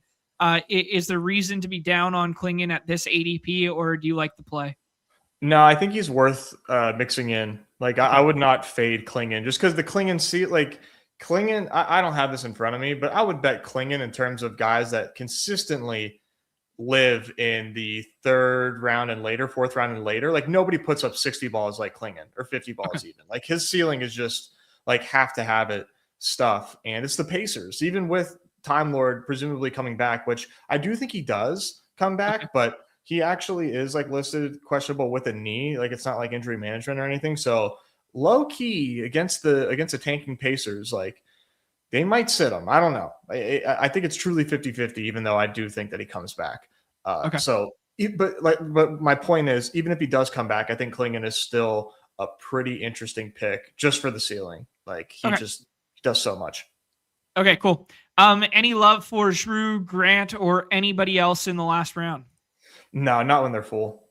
Okay. Yeah, I tend to agree with you. I mean, I think you can sprinkle both of these guys if you really felt like it, but like, man, it's hard to find ceiling, especially when you're like decently big favorites here, where it's like whose minutes get cut first. Well, Drew for sure, because he's just like the oldest dude, and Denny gets cut, and whatever they go down the line from there. Yeah, it just doesn't feel like something you have to get to on this slate. Yeah, agreed. All right, dude, let's keep ripping. Good pace today. Great pace, much like Pacers and Blazers. Woo. OKC and the Nets here, man. The Thunder, second night of the back-to-back there. I did forget to mention there, but I said it at the top of the show. But if you're just joining, Pacers are second night of a back-to-back on that other one. But yes, OKC, second night of the back-to-back here have already ruled out Hartenstein and Lou Dort. They're still 18-point favorites. Shockingly, the lowest total on the slate here, or maybe not, just given their propensity to play defense against a bad Nets team here. I think we can just go ahead and X the Nets out now that Michael Porter Jr. has been ruled out. Nets are without Yegor Demin. They have Terrence Mann listed available. Michael Porter Jr. is out. Ben Sheriff is a questionable tag. Daron Sharp is out. Nolan Traore listed available. And then on the Thunder side, we got some G Leaguers listed out. Brendan Carlson's listed out there. Lou Dort is listed out. Isaiah Hartenstein, Chet's got the Q tag, and J Dub, aka Jalen Williams, is out there as well. So, yeah, man. First things first, I guess. Let's just do the Nets. Any interest for any player on the Nets? Nope. Yeah, that was easy. No. The Nets. I did point it out, and I just want to point it out one last time for the people here. Let's see if it reigned true in the most recent game. This is what the Nets are doing, man. They have turned into Memphis, where they are just doing the line changes, the hockey changes, 5 by 5 by 5 by 5. There is no ceiling here when they have like 10, 11, 12 bodies available. They're just not a play on our site. You can get funky with them on the redacteds or whatever, but like, man, when they have 13 bodies available and they're going hockey line changes like this, RIP ceilings even for Claxton. Yep. Yeah, it's garbage. All right, cool. Jump back over here. Let's talk about the Thunder here. So you had some reservations about SGA and the potential minutes he could play. There was a note in the chat there. He's trying to keep the streak alive of scoring 20 actual real-life basketball points. Honestly, probably shouldn't have much trouble doing that in 2 quarters of action in this one. The Chet Q tag there we could talk about, because there's a big push-pull effect, because I saw it already in rooms where people really want to play it. People are frothy to play J. Will, man. They love to play J. Will when Hartenstein is out. They even love to play him more when Chet and Hartenstein are out, and he starts at the 5 there. And we do like playing centers against Brooklyn. So just talk me through that push-pull, and if you're treating Chet as in or out. Yeah, I'm playing Chet out right now, but I haven't capitalized on it yet in terms of like getting ahead of the J Will stuff. So probably like up on my to-do list is to grab some J Will in the 5th, maybe in the 6th. I mean, it's a loaded slate, dude. So like, how high does he end up going? If we get Chet news early, I'm not entirely sure, but it would definitely be maybe like where Chet's ADP is now, I guess. So I don't know. It's fun to just get out ahead of it and just be right on it. But I don't think Chet plays. And with no Lou Dort as well, for whatever it's worth. J Will seems fun. And I don't know, maybe AJ Mitchell, pretty fun here too. Like, could start, could get some form of garbage. Like, don't feel super confident about AJ Mitchell, but J Will's clearly like a pretty like fun on the rise guy right now. Cool. Yeah, I really like AJ Mitchell. He has been starting just in general there. So yeah, he's a little bit soft capped since coming back, like where it's like 28 or whatever, 28, 26, 30, 29. So in and around that area. I think we're way past the point of AJ Mitchell ever playing garbage. Like I just think they value him like way too much now. So like Jay Will's kind of like the hybrid best of both worlds where he plays garbage. I think Aaron Wiggins, like Jared McCain, like those kind of guys would be like the garbage window kind of guys. Like I don't think AJ Caruso or Kaysen play garbage. Isaiah Joe would probably play like shoulder season of garbage there. And then if it was like full-fledged dumpster dive garbage, then you get down to like the Brooks Barnheisers of the world and like that sort of thing. But I do think that the Jay will play, if you play Chet out, like he's just the best of both worlds, right? Where he just plays full with the starters and then he runs long with the garbage unit. And we could see that classic, 32 minutes of him and he does like the B-ball Paul impersonation. People love to play Jay Will, and rightfully so because he's a rates monster. Yeah, well said. Well said. I'm probably gonna get frothy with it, dude. I think I'm gonna end up taking him in the 5th.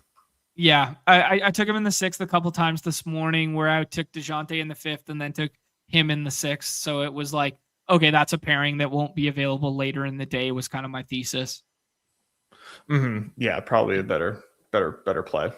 Any love for anybody else here? Would you do it with like, Wiggins or Joe, or I mean, Kendricks doesn't play enough, but he would play garbage. Yeah, I don't know. What do you think? I'm not doing it. But yeah, Cool. It could happen probably, but it's not worth the risk.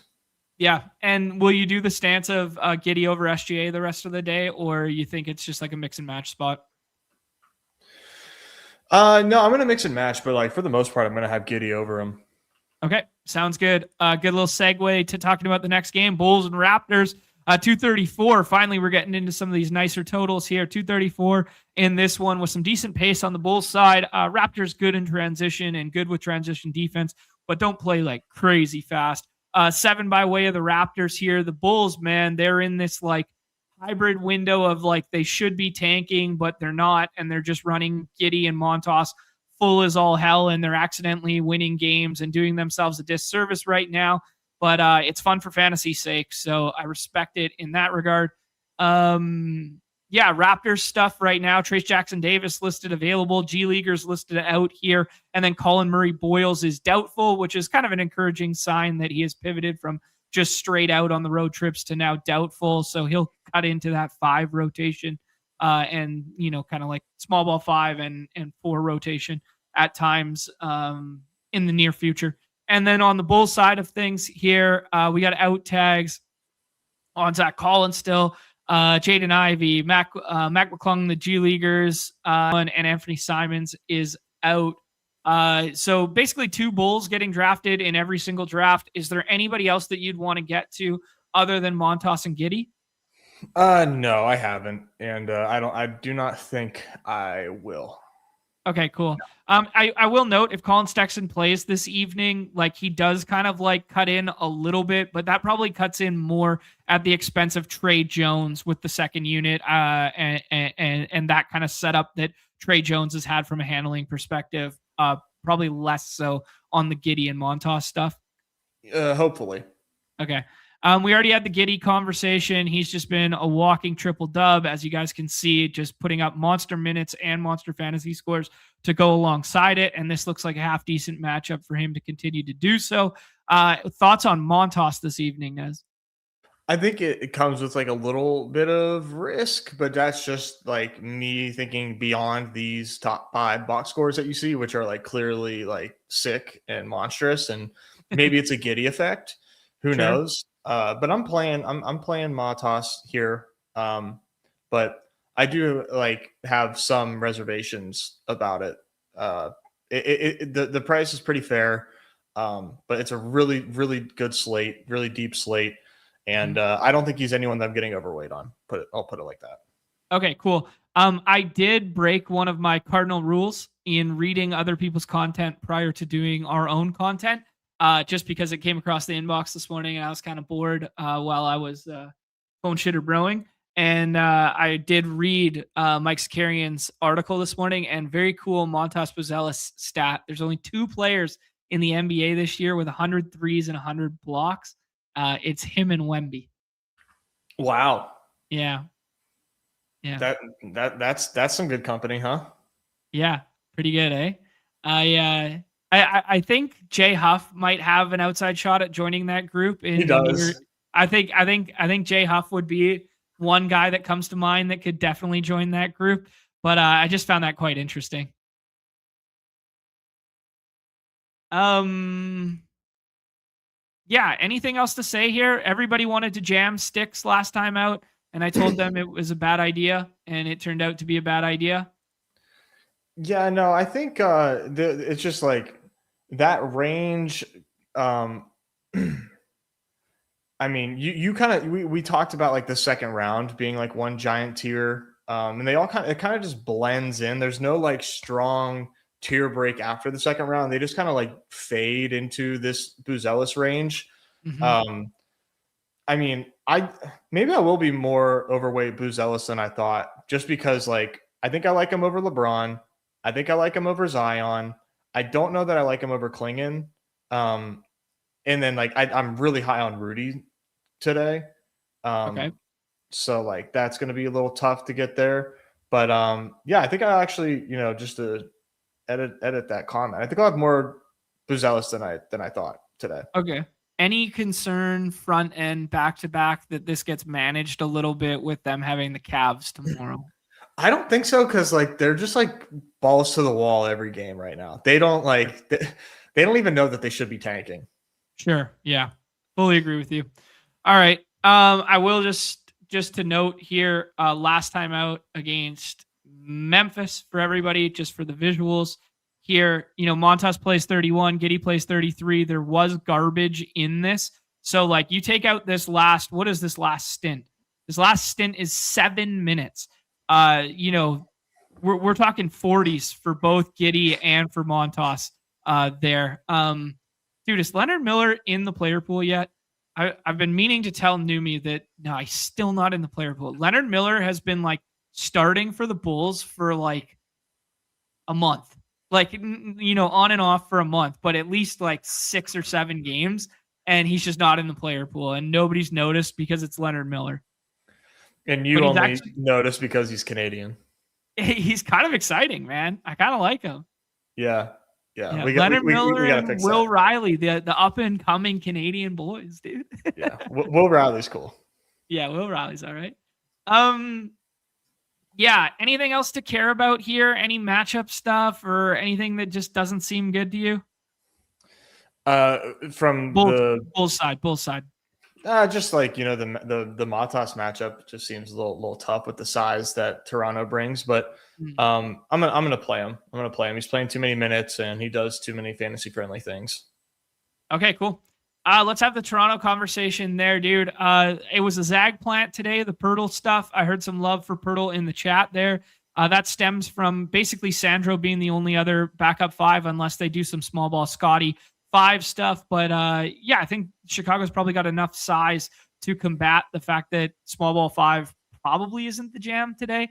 If you look at the Bulls side there with, you could do it against Yabu, but you can't really do it against, Jalen Smith and Powell and Nick Richards, like that kind of setup. So it looks like a pretty good Pirtle spot here. Is it something that you're interested in getting overweight on? Yeah, I really like Pirtle tonight. Mm-hmm. Okay, cool. So one of my favorite 6-rounders. All right, nice scroll in the last round for that. We kind of had the Scotty Barnes lack of ceiling conversation here. He usually gets the toughest of the defensive assignments too. Yeah, just kind of a mix and match guy for you this evening. Basically, okay. Yeah, probably like 10%, maybe less. Okay, I don't know. We'll see. Just because I really like Julius Randle, and I'll probably take Randle over Scotty almost every time. Okay, cool. And then let's talk about the BI, RJ, IQ kind of like 3-man push-pull dynamic here. Obviously, the price tags are way higher on Brandon Ingram and RJ there. Box score has been pretty nice for RJ in recent memory here. 37, a 44, getting up to those 39, 35 minutes there. BI playing 38 minutes in back-to-backs there, or in back-to-back-to-back games there. So yeah, just thoughts on that kind of tier. Is that where you're investing in Toronto tonight, or do you like other players around there? Muted, bud. Thanks. I like BI. I like RJ. Mhm. Like I can't tell you which one of these guys is going to go off, but I'm taking both. Not typically together, but I am taking both here. I don't think that they're terrible to take together, but probably better bet to only do one. And then I like I said, love Pirtle. IQ always projects well, but like I'm not gonna do that. Okay. Yeah, cool. Like where you're at, dude. Respect it, and kind of like Pirtle being the scroll of the bunch, and kind of only 2 Chicago guys for us, and then kind of a soft fade on Scotty at the front end there. Yeah, basically, like it's a great spot, but like, yeah, it's Scotty's been so frustrating. Yeah, I might have to pump the brakes a little bit there. I'm treating it as if it's old Scotty here. Yeah. I'm actually going to look at one last thing here in a second, but we'll move on to the next game. I'll do it well. You give me some thoughts on this next game up here, man. Clippers and Pels, third highest total on the slate there, a 236, won by way of the Pels at home.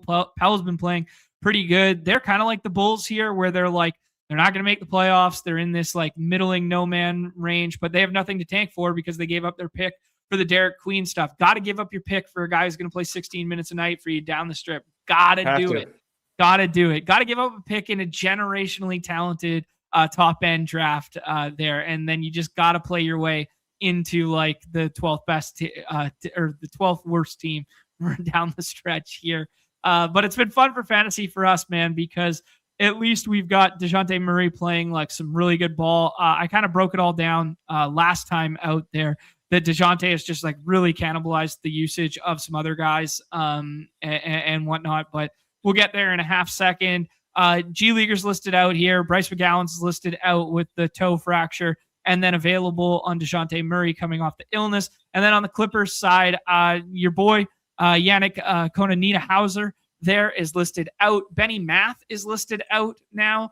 We got Darius Garland listed available, who had a nice little uptick last time out. We got a Q tag on Nicholas Batum, and we got a Q tag on Kawhi Leonard here. John Collins has been back for like 3 games now. So let's talk about the Clippers side first.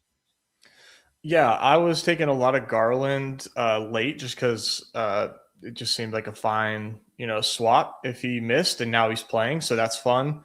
I think the Pelicans are a pretty good team. So I don't think that the fact that they're favored at home means Kawhi isn't playing. In fact, I think because it's only a 1.5 point spread, I think the books are kind of assuming Kawhi plays because they're so, depleted.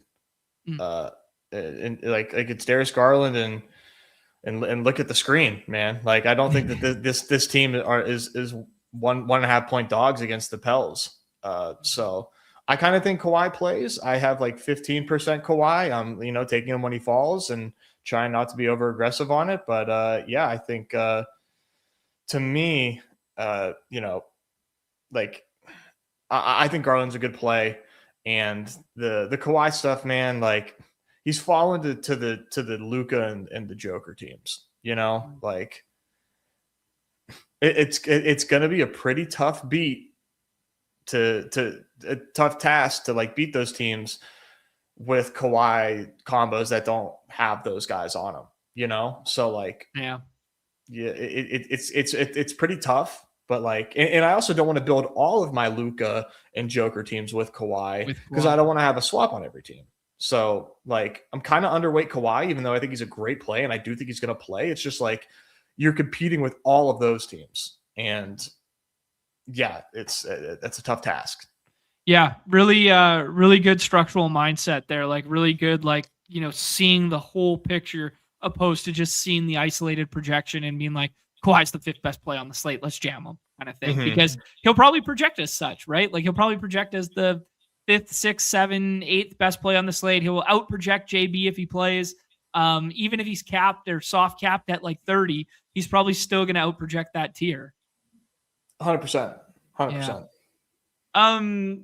They've been doing like, some Chris Dunn, Garland, Kawhi, Brooke Lopez, Derek Jones Jr., and then Collins comes off the bench, who's not fully ramped up there. Jordan Miller, could you play Jordan Miller if Kawhi is out? Could you go to anything here if Kawhi misses?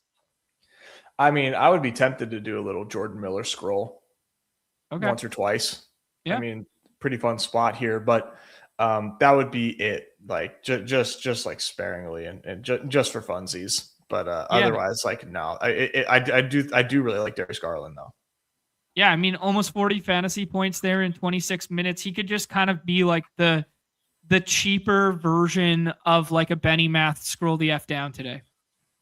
Yeah, for sure. And 1% drafted like across the contest, I'd guarantee it. Maybe right, less. yeah. And like he doesn't necessarily have the Benny Math minutes ceiling like on the right tail outcomes of like those 35s, but you never know if Kawhi misses, right? Yeah, no, it's true. Okay. Good segue to talking about the Pels here. Is Zion the new shittier version of Never Bam?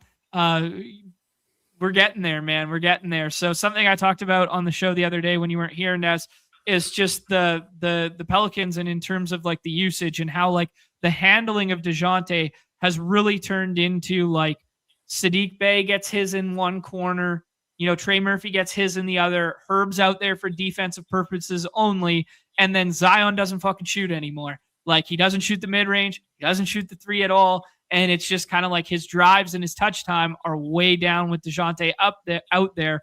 If he gets a good matchup, like maybe get some downhill Zion at times, but man, it's getting harder and harder to be like, where is the ceiling in Zion? We joked that, nobody's won shit with Zion this year. I luck boxed into a dog bowl seat with Zion at one point, but outside of that, nobody's won shit with Zion at any point this season. Is it time to just give up? I mean, I like DeJounte more than Zion. I agree with you, man. Like yeah. I'm gonna be light Zion unless he falls to like the 5-6 turn or something, which he's done a couple times. But like there it's like it's worth a pick. But like, yeah, I mean, you would be better off like full fading Zion for pretty much like the whole season. But people are starting to like kind of catch up to the fact that like this new Zion role is just like not that great. I don't know that it's his fault because they are kind of playing well right now. And like, but like, it'd be nice for him to get his own bucket because he's so efficient when he does. Mm-hmm. Until then, like, yeah, he's not a target of mine. I've been underweight Zion for like a month plus now. Yeah. And Wrinkle, they threw into things last time out. DeJounte misses. Yves comes in and starts and plays kind of like traditional 5 style.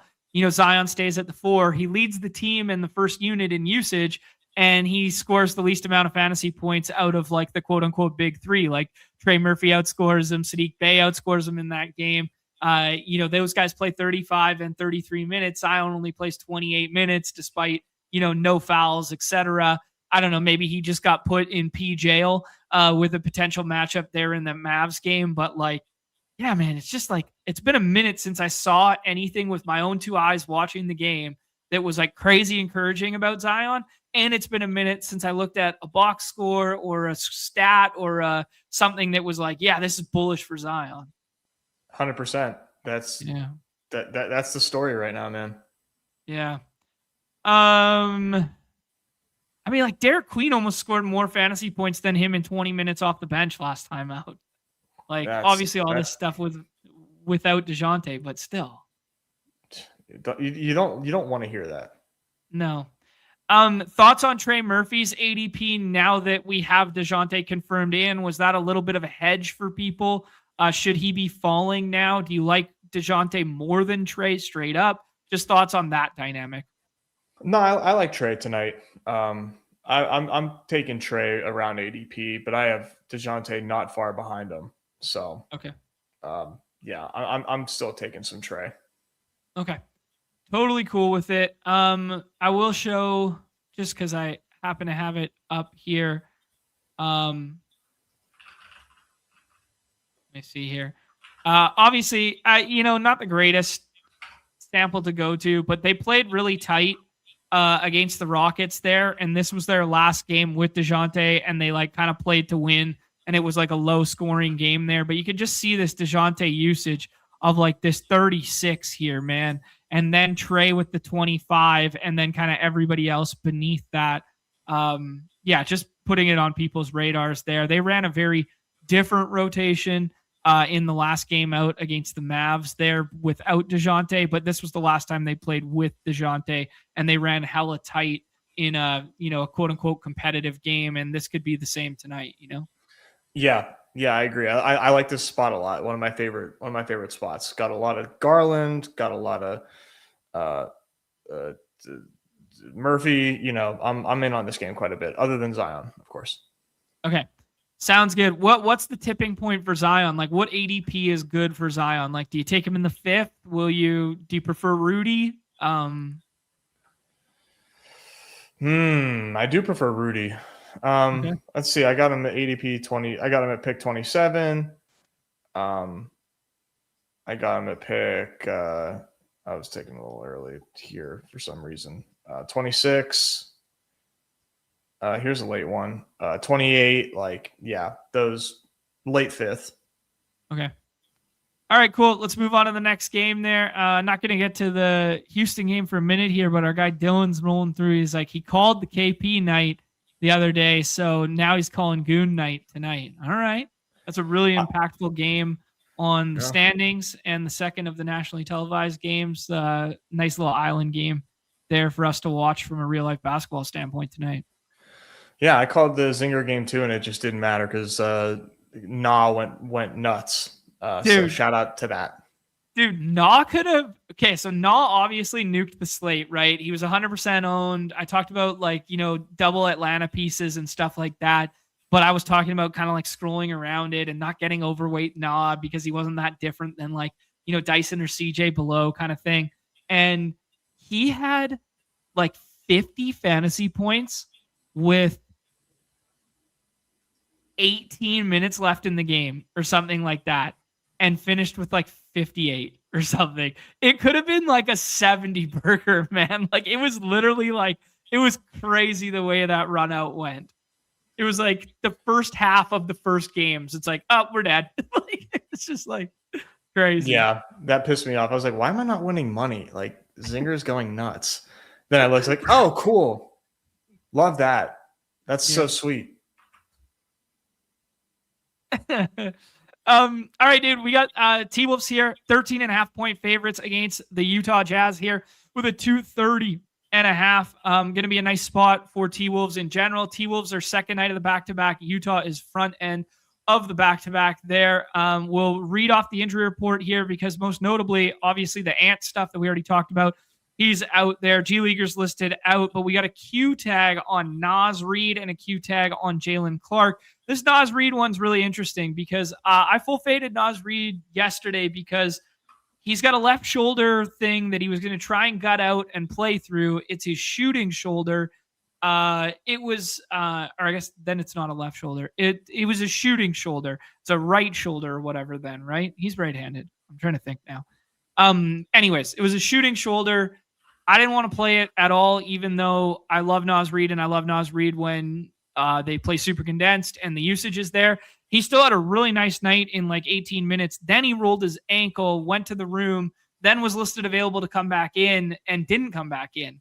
And that was his night kind of thing, right? So, very interesting stuff here because T-Wolves need to win games. They're right in the thick of things and they're playing super condensed, but it's also second night of a back-to-back here without Ant. So, let's talk about the T-Wolves side first and then get to the Jazz. Naz did end up going back into the game. Oh, okay, cool. I missed that he came back in. I'll pull up the rotation stint. Okay, cool. Mm-hmm. Yeah, I had a lot of Naz Reid. So I was tilting the injury, was happy he came back in. It's not like he did a lot after that. But, that was a little annoying, but he still got the 33. Anyways, I don't think he plays tonight. The way these sprained ankles go, you kind of like got the momentum going. You're still out there. You got the adrenaline. You can play through it at the night of, and then like the next day it's sore as hell. And they're playing the Jazz, so I don't think Naz Reid plays tonight. which is really kind of like the thesis to like my entire slate. It's just like Naz Reid sits, condensed T-Wolves against the Jazz, go Burr. And that's really like the story of my slate.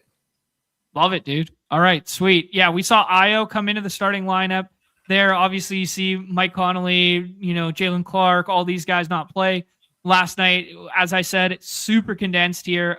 Shout out to you for noting the Naz Reid comes back into the game stint right there. Missed that. So, but still don't think he goes tonight. A lot of fantasy points to be had here. Some, good pace against the Jazz there too, and a lowly Jazz team. Randall playing with 5 fouls, still gets 46 fantasy points there. Rudy was in a really good spot, especially once Naz Reid goes out and then he gets to close alongside it. Who are kind of like some of your favorites tonight? I played Bones last night on the Redacted show. Shout out to the Prez who talked me into that one on the ETR show yesterday. Don't twist my rubber on it when it comes to playing Bones Highland. But I just needed a confirmation bias there. Bones outperforming Io despite Io starting. Love to see it. So you like Randall in the first round there. You want to be overweight Rudy. Are you going, to the McDaniels well? Are you going to Dante, who had a terrible shooting night last night? 0 points, 27 minutes there, 10 fantasy. Can we go back to that? Do you like Io, Bones? Anyone here? Yeah, I like Jaden McDaniels and Io a lot too. Okay. No Dante. And I mean, maybe Bones is a sick play here because if he got home last night, like, man, he might just like go ahead and get home tonight too. But I don't know. I'm not playing Bones. I'm just giving you some some approval here. I'm gonna have a Bones share too tonight, man, where he just cooks and then plays garbage. And like second night of a back-to-back, let Bones. This is Bones' music, baby. This is Bones in the Pick'em lobby music. Yeah, it is. But Numi's too big a coward to give me one last night. They got one up tonight, though. Yeah, not bad. The rest of these T-Wolves, dude, like McDaniels and Io, I love. Like, so McDaniels was playing like ass, like just terrible for the last like month or so. Last night, no Ant does what he does when Ant doesn't play, dude, and he balls out. He does that every time Ant misses.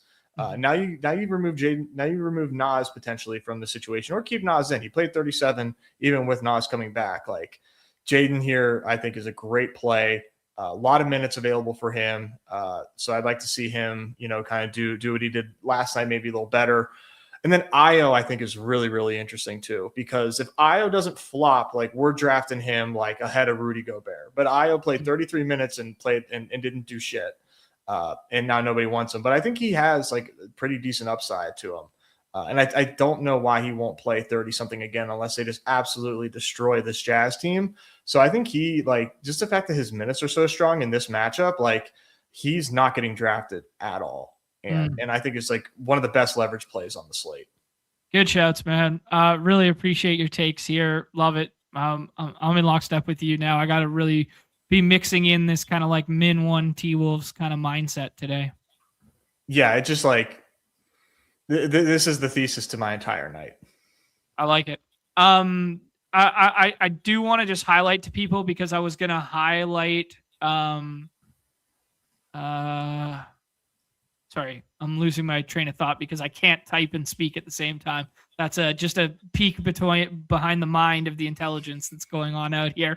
I was going to bring it up later when we were talking about Lakers Rockets and just how important a game it is this evening, but just these T-Wolves games, man, like last night was huge versus the Suns there, where it was like play super condensed, like win that game at all costs, like create a little separation here between you and the play-in alongside that head-to-head. It was like basically like a 4-point swing kind of game.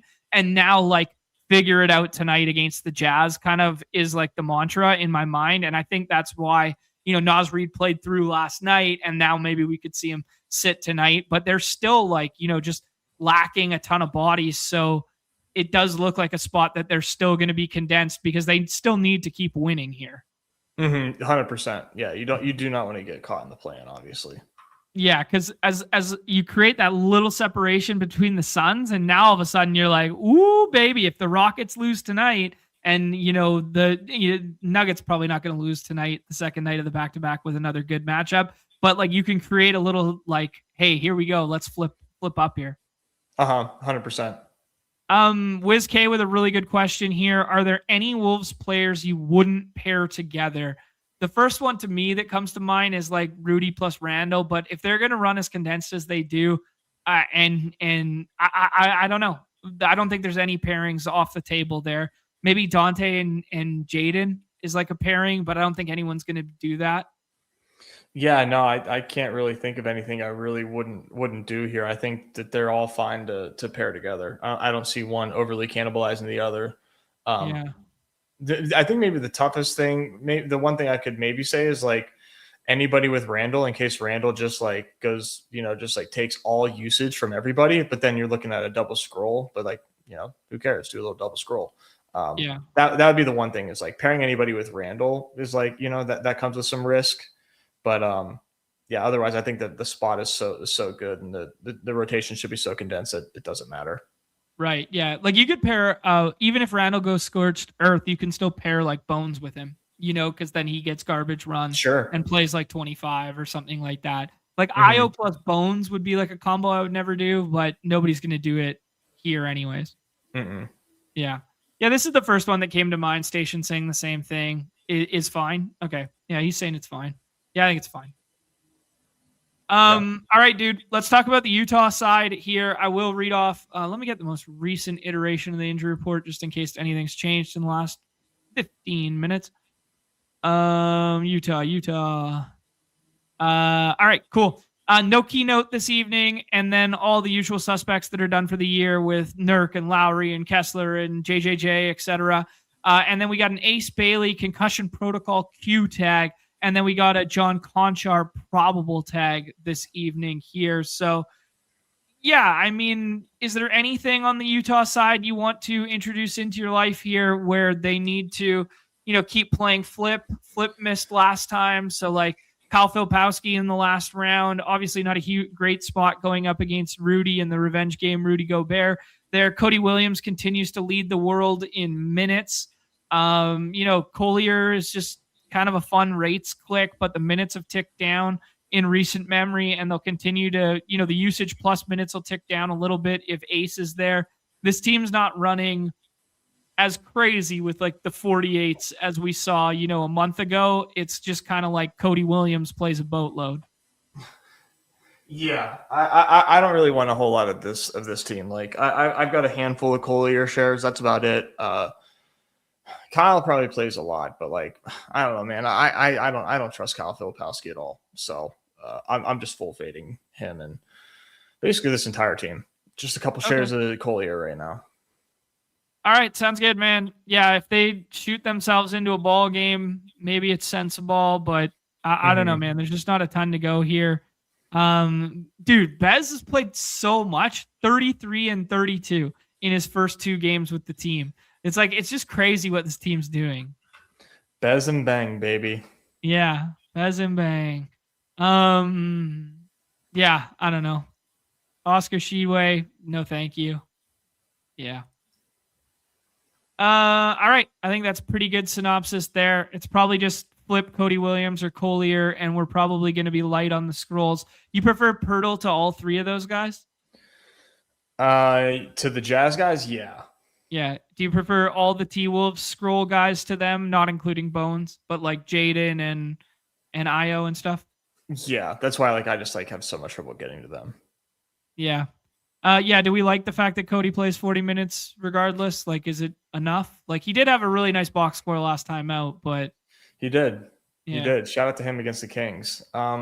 Sure, if you want to. Yeah, you can do it. I mean, he's playing a shit ton of minutes, but, he's not good. But yeah, he's out there. Yeah, I think you're going to need more of those Kings matchups for him to matter again. Uh-huh. Yeah, let's just yeah. Okay. Sounds good to me. I don't know, maybe a Dante share or 2 just to maybe a good catch and shoot fills it up a couple times. Maybe the shot falls. Maybe. Okay, sure. All right, dude. Let's talk about the Hawks and the Mavs here. We got Jalen Johnson, who's just kind of solidified himself or fortified himself in that 3-hole. We got the Hawks on a 10-game heater right now. We got the second highest total on the slate with a 238 here. 8 by way of the Hawks in that one. Official injury report is just Q tag on Jonathan Kuminga and out tags on the G Leaguers. Last time Kuminga missed, and you get that slight Jalen Johnson projection bump when that happens. But for the most part, the Kuminga push-pull doesn't really matter because it's like 18 to 20 minutes just thrown in the mix that kind of cannibalizes the usage of the second unit. And then on the Mavericks side of things here, we got Daniel Gafford and Moussa Cisse with questionable tags there, which will really mess up the big man rotation there, because if Gafford plays, he's going to start. If he doesn't play, they've been doing this like Ryan Nembhard starts and PJ Washington plays the 5 stuff in recent memory. Brandon Williams is out for this one, so there goes some handling and usage off the bench. Caleb Martin has a Q tag, and then the G Leaguers have Q tags as well. So, let's just talk about the Hawks side first, because a lot of them are getting drafted, and a lot of them had really nice box scores from last time out, and maybe that's playing into this, or is this just such a good spot that, all 5 of these guys can be drafted all day long? I'm going to fade Nah. Like, he's 100% getting like a huge bump from that Orlando game, and he's more of like a fifth or sixth round guy for me. So yeah, I'm good on that. I would definitely. Go ahead. Yeah, never wrong. Just early, Naz Reid officially out, so a lot of the stuff we were just talking about is going to become a lot more expensive there. So if you're in the lobbies right now, take advantage because the price of poker is going up now that Naz Reid is officially out, and the projections will bump. Love that. That's fun. That is fun for me. Shit. 10 minutes on the clock. Notifications. We're getting screwed out here, Des. This is what happens when you join a bunch of fucking slow fasts. Oh, Jesus Christ, dude. Dude. I just got autoed Hunter Green. No easy ranks? Jeez, no easy ranks in there right now. Come on. Help yourself. Gosh. Anyways, I'm not drafting Nah really, because I just think he's being like way overdrafted because of the box scores. Okay. Onyeka's fine. Like, I really, really just want Jalen Johnson, and like the rest of these guys, like I'm not really getting to as much because I'm just, I'm pulling up Rudy, getting to Jaden McDaniels. I don't have a ton of Hawks outside of Jalen Johnson, to be honest. Okay. Yeah, I respect the stance, dude. I think it's definitely a good matchup for like a lot of them, and it's a nice total. I just don't know which ones to pick, Right. I guess Onyeka would be my favorite of the secondary tier, but he's also the most expensive other than Nah. I think Dyson is kind of like always overprojected. So, yeah, Dyson's been playing well. Hat tip to Dyson. He's been playing well in recent memory, but it's really hard to get on board with a guy who's like stocks and drives only. It's like, I know. just fuck. I don't know. Like maybe there's some loosey-goosey handling on the other side. With a rookie in Cooper Flag and, some of those backup guys not being as good because, Ryan Nembhard has the ball in his hands instead of like Brandon Williams for the second unit or Najee Marshall or something. I don't know. Maybe I could tell myself a spin zone there, but fuck if I know. Yeah. You said it best, dude. I just have like no idea who's the guy here. Onyeka ceiling hasn't really shown much, so like I don't really like paying that price for him at 100% drafted, to be honest. Yeah. So probably a pretty strong fade there for me. And then like I said, Nah, like I don't know. I'm not doing it, dude. Just to be quite honest, just to be straight up, like I'm just like not doing it. So okay. If it kills me, it kills me. Yeah. Okay. Dallas side has, Flag gets drafted every draft, and then it's just kind of like, hey, do you want to scroll for somebody in the last round? Cooper Flag has had some really nice box scores. He continues to flirt with like triple-double territory and stuff like that. But it's obviously a tough matchup because he's going to get Dyson on the on ball. He's going to get Nah on the switches, like that sort of thing. But he can definitely get home if he's playing 30 to 32 minutes in a pretty fast game here with like the second highest total on the slate. So I'm not fading Cooper Flag, but I'm not like pounding the table. I do think I prefer Randall tonight, which is kind of hard for me to say out loud, but especially after the just given what that game means. And now that Naz Reid is officially out there. Yeah. Thoughts on Flag in particular, and then we can talk about the other guys. Yeah, I think Flag's a good play. Okay. You know, he's in that range, you know, that bracket of guys that all kind of look the same and they all have like good upside. But I think Flag is extremely fun here against Atlanta. Like, you know, super high total here. They're pretty big dogs, which, you know, you don't necessarily love. But yeah, I think Flag's a pretty awesome play. Okay. Yeah, respect it. Anybody else that you want to get to here? Like, you know, we joked about the Najee box scores ever since your boy lost the Dog Bowl. 30, 41, 52, even that 22 would have won us the damn Dog Bowl. Yeah, point Najee out here. Does he get some more handling? Does he keep these 32s up now that he's been starting? Or, you know, is some of this masked by the fact that Gafford's been out and PJ's been playing the 5? Yeah, it's a tough sell. It's a tough sell, but like I do think Najee and PJ are pretty interesting today. Okay. I'm not getting there, but like, you know, 2 really low ADPs, like very much undrafted today, in good spots. If you can just like guarantee that they're going to play 30 tonight, like, yeah, I think one of those guys could have themselves a pretty good game. It's just like a once or twice type of thing for me. Yeah. Would you pair it with an Atlanta piece that just kind of tells the story that it's like, you know, that game stays close? Probably. Okay. I think it makes sense.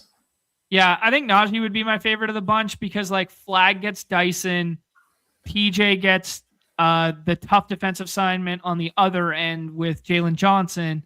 And then Najee's kind of like the guy that, hey, maybe Flag's deferring off of Dyson and PJ's playing so hard on defense that it's Najee's music on offense. Like that would kind of be like a little bit of bro science. Yeah, I think that makes sense. Like Najee's been better than PJ this year. So yeah, I think that checks out. Yeah, let the record state that if Gafford sits, I prefer Najee more, right? Because PJ goes to the 5, Nembhard goes into that starting unit. Sorry, might have misquoted you. Okay. Yeah, so keep an eye on the Gafford stuff. He's missed 3 straight games. If he misses today, then that gets pretty interesting for the entire game. Yeah, if we get an early rule out of Gafford, I would definitely be sprinkling Najee and PJ in this one for sure. Okay. Yeah. Cool. John, I thought I'd be able to make it for the last 2 games here, but I got a dip. All right, I got you, my friend. All right, good show, good stuff. Good luck, everybody, today. Take care. Good luck, bro. You too. All right, jump back over to the beautiful Unabated here. We got 13 by way of the Nuggets. Biggest total on the slate here with a 247. I think we can make quick work of the Grizzlies, guys, because it's been so hard to decide who to play on any given night because they do the hockey style line changes. They play 25 minutes. No Santi Aldama, no KCP, no Brandon Clark, no Zach Edey, no John Morant, no Scottie Pippen Jr., and then Jeremiah Meshack, who has the Q tag. Both him and Javon Small are like these guys that they're managing. And if they get listed inactive, then they just like don't play, you know? So we'll talk about Memphis in a half second. And then we got on the Nuggets side, no Aaron Gordon, despite only playing like 18 minutes last night. No Peyton Watson just yet, but he's trending in the right direction. And then no G Leaguers here. So, I mean, this is the smash spot of all smash spots for Joker, especially coming off of limited usage last night. You get a floor game just because they blow the doors off them and only play 24 minutes there. It's funny to think that a floor game, 8, 7, and 14 for Joker as a floor is pretty sick. But Joker 101 with a bullet today. I think Jamal will out project where he's going given, you know, just the most recent box scores in this one, you know, has his price tag a little bit suppressed there, had the tough game against the Lakers on Saturday night there. And then also had like a really bad foul at the tail end of that game on like a 3, but that's neither here nor there. I like Jamal today. I like it a little bit more than the price tag. I think there's only 2 draftable Denver pieces today. I don't want to go beyond that. I don't know who's going to play garbage. I don't know that they'll even be garbage. Yeah, I would just be playing these 2. Cam Johnson's kind of come back to life in recent memory, and maybe we can talk about him on some smaller slates as time goes on here. But the 3 ball started falling again there, and he's kind of like been in on playing some decent basketball. Christian Brown had a nice game last night, 35 fantasy points in the 27 minutes there. Tim Hardaway can hit a couple threes, but none of this is really playable on our site. It's just these 2. And then on the Memphis side, man, so when Ty Jerome is in there and Ty Jerome plays, he just goes balls to the wall, 35, 38% usage, and he's draftable or fringe draftable, even though he's going to be capped at the 25 here. Today's slate, I like some other 6th rounders on a 9-game more than Ty Jerome.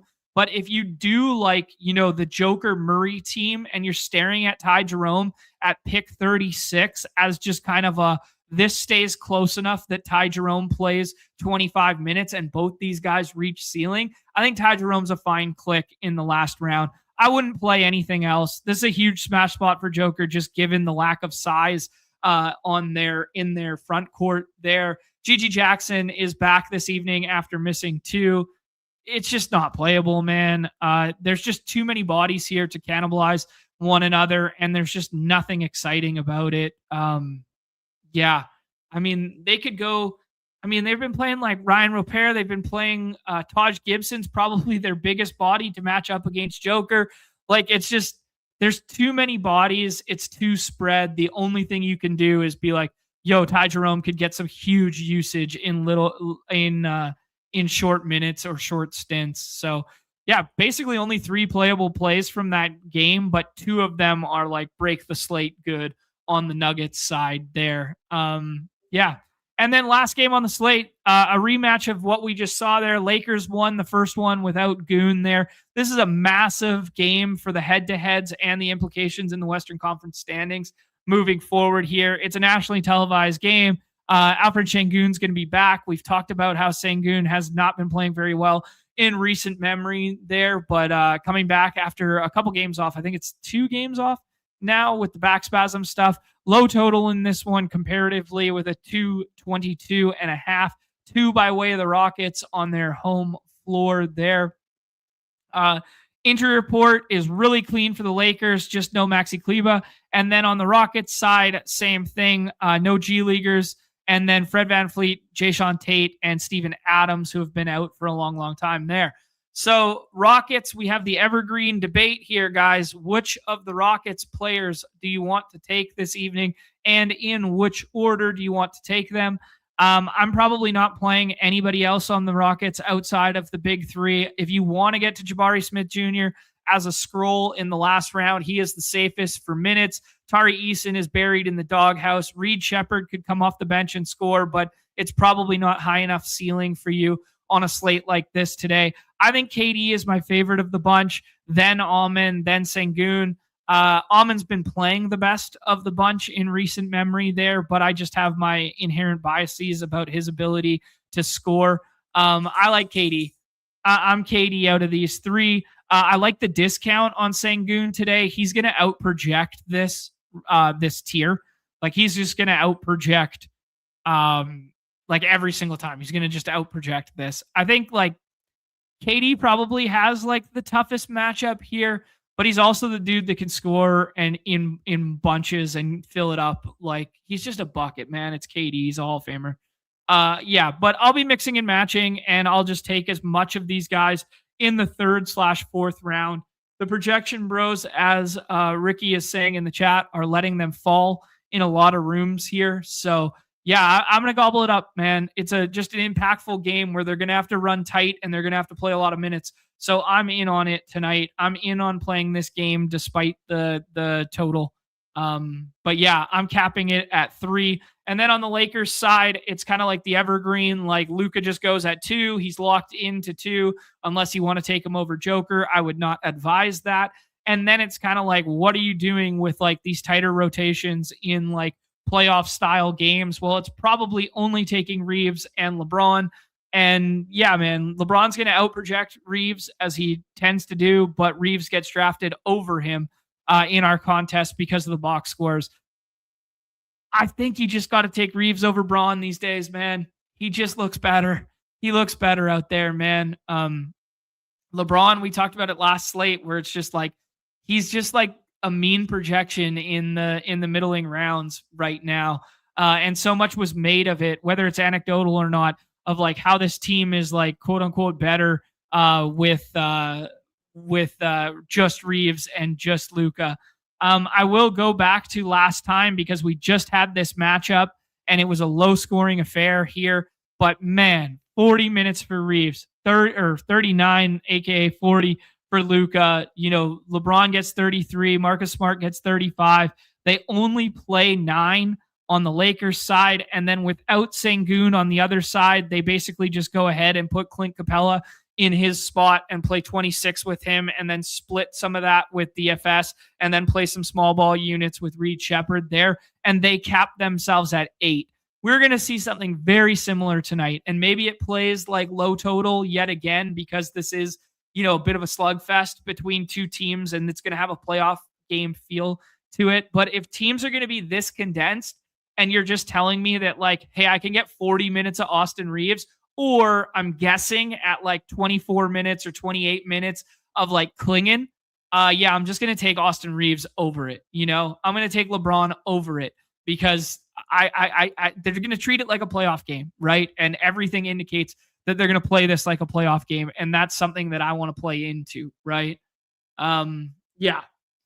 All right. Station saying that Kawhi is not making it back to the Joker teams or the 2-3 pick it coming back anymore. He needs to be picked in like 5 to 8 in the buzzer beater now. So price of poker is going up on Kawhi.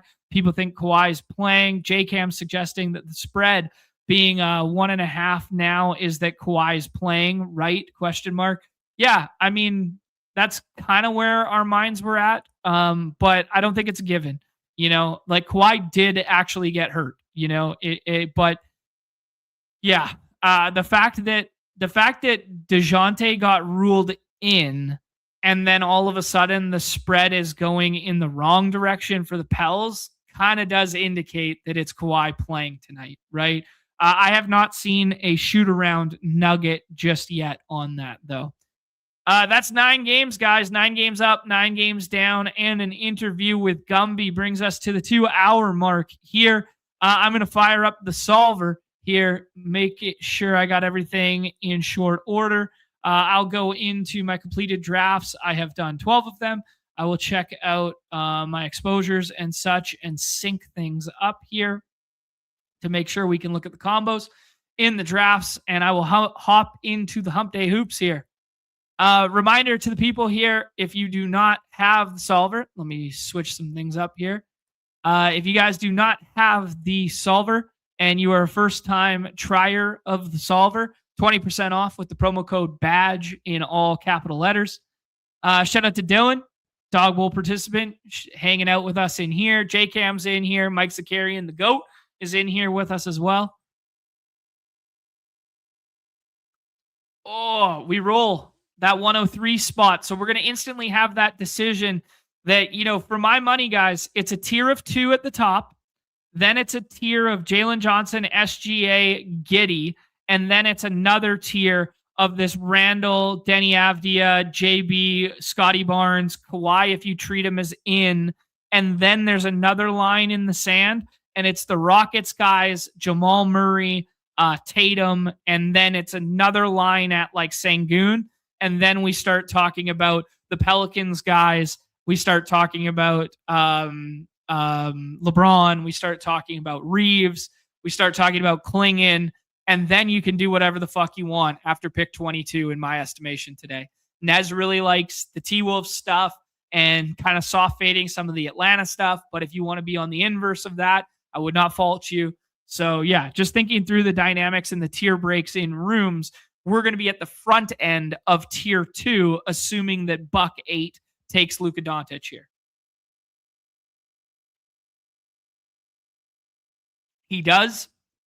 I like Jalen Johnson. The solver likes Jalen Johnson. Let's go ahead and take Jalen Johnson. If Gafford is in, here's the push-pull on Jalen Johnson. If Kuminga is in, it's slightly worse for Jalen Johnson. If Gafford is in, it's slightly worse for Jalen Johnson. And that's because PJ moves to guarding the Jalen Johnson on-ball stuff. Because PJ right now, in our minds, if Gafford sits, is playing the 5, right? Which means he'd probably be doing a lot of switching off Onyeka and on Jalen Johnson, that sort of thing. But he wouldn't be primary Jalen Johnson for the entirety of things. If Gafford is in, bad for Jalen Johnson. If Kuminga is in, bad for Jalen Johnson. That being said, he's still going to project in this tier because the projections are baking all that stuff in. He can only rise from this point if we take Gafford out and if we take Kuminga out. JB falls to us here. Kevin Durant and JB with similar projections there. We could play a game stack of Cooper Flag, but I think we just take the little bit of ADP faller here, and the solver is suggesting to do so. I do not have a combo of JB plus JJ, so we'll go ahead and take that.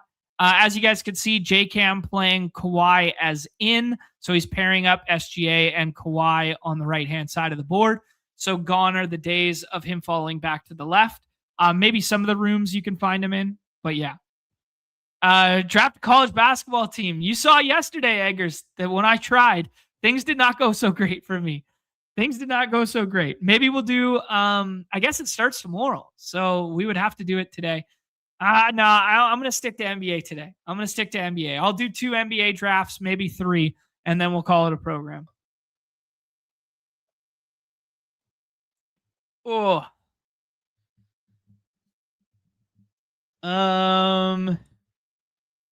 What's WizK got for me? Needed 4 or 5 from Collier for first place on Sunday, and he got injured in parentheses in the 4th.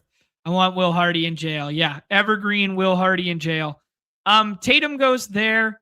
Reeves gets pulled up alongside the Luka team. I think this is going to be a slam dunk KD for us.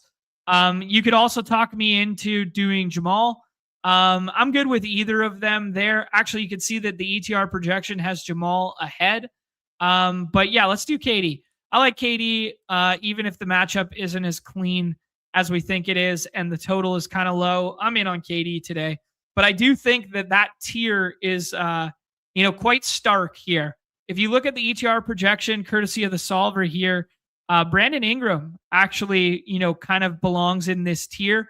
Not something that I'd given thought to just yet. I kind of thought he was the next tier below with Trey Murphy and stuff like that. But Brandon Ingram emerging as like kind of interesting flip the board candidate, where like in this Reeves pick or in this Tatum pick, you take Brandon Ingram because nobody else is going to have him paired with the Joker teams or with the Luka teams.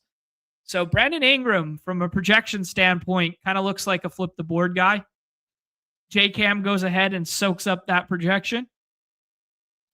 See what our guy Mike Zakarian does at the end here. He likes the Gooner.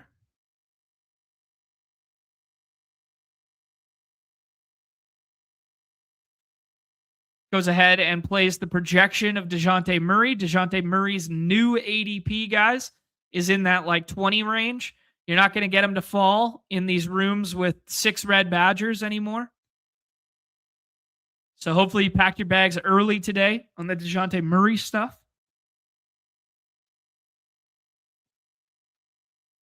Trey Murphy goes. This is kind of like the tier stuff we were talking about. Zion, it's all like kind of flat here. I don't think Chet plays basketball today. So I'm kind of soft fading that Q tag. Even if Chet plays, like, man, where's Chet's ceiling been? Shout out to the Underdog draft team who made the Chet icon this. Unbelievable stuff. I'm Team LeBron here, man. I'm Team LeBron. I like it. I'm fine with it. You get a little bit of game correlation with the KD stuff. It is a little like mean projection-y, and I do question how far the right tail outcome ceiling is for LeBron these days with Reeves and Luka playing so well, especially going up against a pretty long and athletic Rockets team. But yeah. Dylan's saying that he just got Kawhi to fall to 12 twice, so it's still possible. Love to see that. Sanjay Rich saying that DeJounte was going at 36 and undrafted in some of the early lobbies. So yeah, that's the landscape we're dealing with. You just got to know that there's going to be teams out there, and we can look at mine in a half second there, maybe put a little context to it for people. But there's definitely going to be teams out there where, they're the GM combos of DeJounte in the last round. Also, some Darius Garland teams. Like Garland's going to be projecting half decently if Kawhi gets ruled out. So, like, Garland is a fine pick at ADP right now, but then he's also going to be a good pick if he gets ruled out. I think we go scrolling, guys. I think it's double scroll time. I think Zion is a fine pick. That's what the projections would do. I think Onyeka's a fine pick. That's what the projections would do. I'm going to get ahead of it, man. I think Chet doesn't play ball tonight, and I think we just pull up Big J Will, man. I think we bring up Jalen with a Y, and we take him here in the 5th round. Other people that are going to swap into it from the Chet stuff in rooms that he's not drafted, we'll have him in the 4th round. So at least we get LeBron alongside it, and now we get a double scroll to go with it. So, this is a binary outcome play where it's like Jalen's projection, if Chet plays basketball tonight and he just plays backup 5 or he plays alongside Chet, like his projection's probably going to be like 25 to 28, And this is probably a bad play to pass on some of the names in which we did. But if Chet gets ruled out, his projection all of a sudden goes to 36, 38. Maybe he pushes 40, and we know the right tail outcomes. So this is the ball knowers angle here. Kind of unfortunate. Maybe I should have taken McDaniels or Io first because I was going to do a scroll for one of the T-Wolves guys as well. But now we've got to come up with a new plan. That's the beauty of these games. Ben Sharaf was just ruled out. I think Najee Marshall is probably a good game stack correlation pick. The solver likes IQ from a projection standpoint. We could take Chet for the swap, but it negatively correlates with our J. Will decision here. So Najee's kind of the leader in the clubhouse for me mentally, but let's trust Nez and let's trust our guy Mike Zakarian and use the Zag plant against him and take Jakob Poeltl in this one. So we get Jalen Johnson and JB and Kevin Durant and LeBron. And that's kind of like a GM upper echelon start. And then we go ahead and go Jalen and Jakob Poeltl as the double scroll. Dyson Daniels at 36. Zinger at 33. That's a fun one there. Some good teams. Let's give some context to the completed drafts here. DeJounte Murray in the 5th round. So you get like a Sengun, Buzelis, DeJounte, and Garland team. DeJounte Murray in the 5th round here with a Filipowski in the last round. DeJounte in the 5th round with a Derek White. DeJounte in the 4th round with a swap there. So I was doing a lot of the DeJounte stuff early. Yeah, not any 6th round DeJountes because I was drafting a little bit later, but a lot of 5th round DeJountes there. And then, a little bit of swap equity. So you get a Joker team, plus you get Kawhi plus Amen, and then you go Derek White and DeJounte, and then we'll kind of swap into whatever we see fit later there. So, yeah. Damn just got a JJ, Denny, and Kawhi. So definitely happening in rooms that we're not in, guys. So, yeah, things are cooking for that Kawhi Q-tag fall there. All right. Let's hop in here and do another one. This dog is going crazy. Give me 1 second. What you got?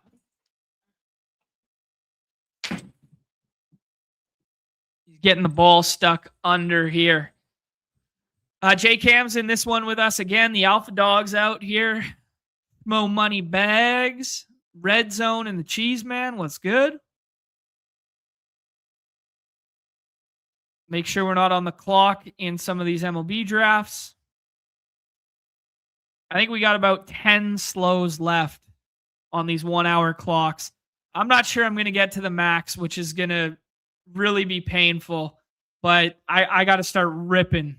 I got to start ripping some dingers. I got to start getting 10 a day for the next 6 days. So I'm way behind the mark. I hope I get to 100. I'm going to try my best to max it in the next couple days, but I'm at a wedding all weekend here. So yeah, it's going to be tough for your boy, but I will try. I will try. Couple more questions, guys. Yeah, a couple more questions about the brackets. It is mobile only. Mobile only for the brackets. I will share the tweet yet again in the chat, and you can just go down this official Underdog. There you go. There's your official Underdog tweet. You just go down the thread on your mobile and enter your bracket in every single one of those. How many am I in right now? I am in, I think, 11 more slows. I think that's what it is. 1, 2, 3, 4, 5, 6, 7, 8, 9 more slows. A couple of them just ended.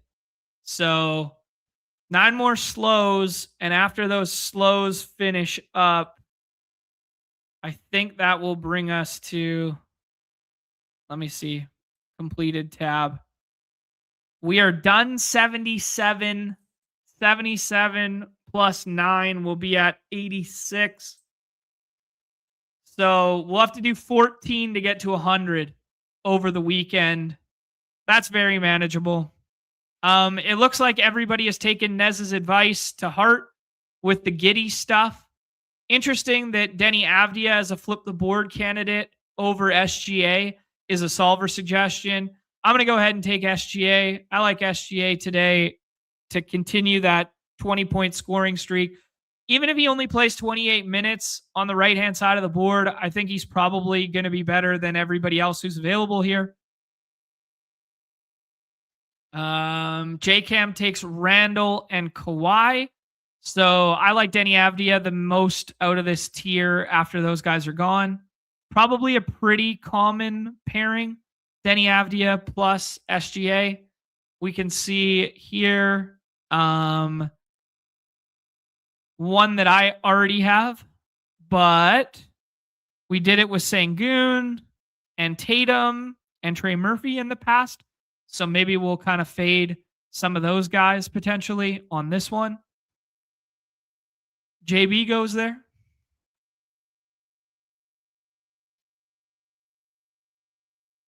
Trying to think through some other, projection dynamics now that we're seeing some of the projections in real time here.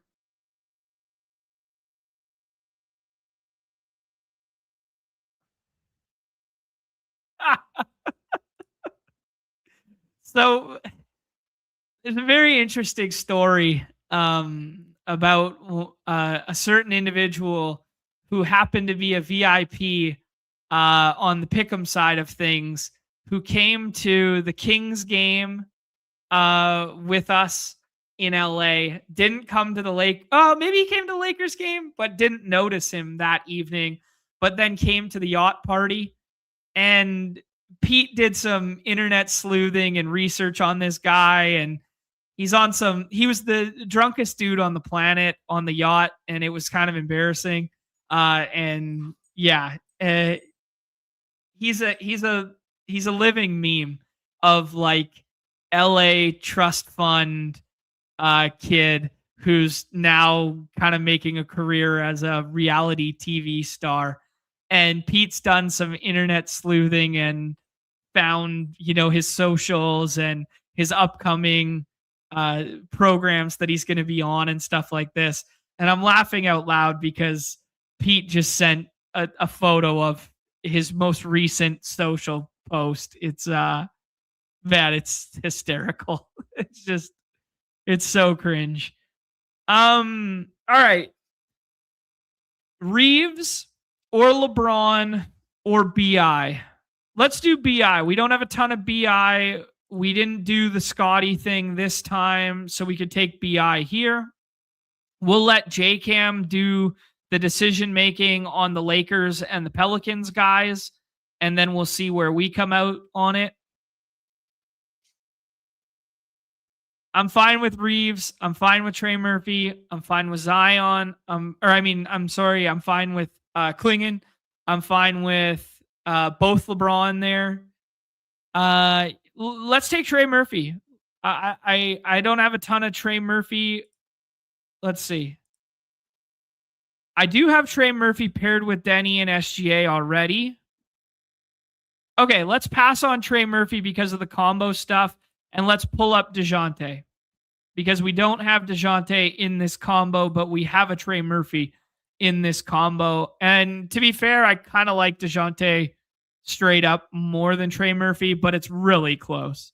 It's really close. It should have been me. I was born to be the druggist. I mean, it would be hard to top this guy. This guy was floating on air, man. And anyways, the biggest thing about it was he had a dog with him the whole weekend. I have no idea how he got it into the crypto.com arena. He brought it on the boat as well. And he was in no shape or form to be in charge of a dog. And this dog didn't even walk. It was just arm candy. He just held this miniature dog the whole time. It was bizarre, man. It was bizarre. Not my guy. Not my guy. I avoided him like the plague. Johan asking about thoughts on Buzelis.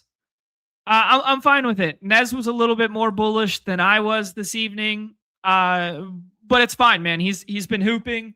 Mike Zakarian had that stat about 100 and 100 with the blocks and the threes, which is pretty cool. I think it's pretty good. I wouldn't pair it with a ton of my Giddy teams. I think it's a decent matchup for him. Yeah. Yes, we acknowledged the chat photo. We did acknowledge the chat photo. Just a great bit. Came from one of the graphics from the game the other night. It looks nothing like Chet. It's pretty funny.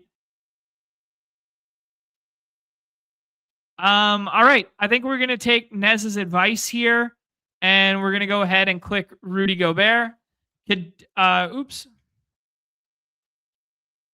My brain naturally just goes to Time Lord.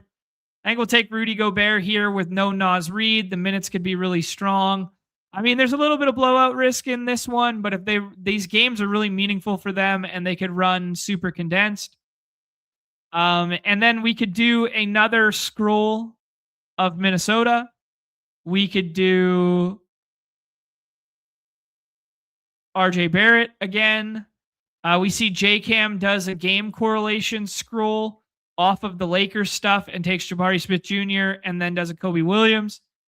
I think RJ Barrett is probably a really good pick here.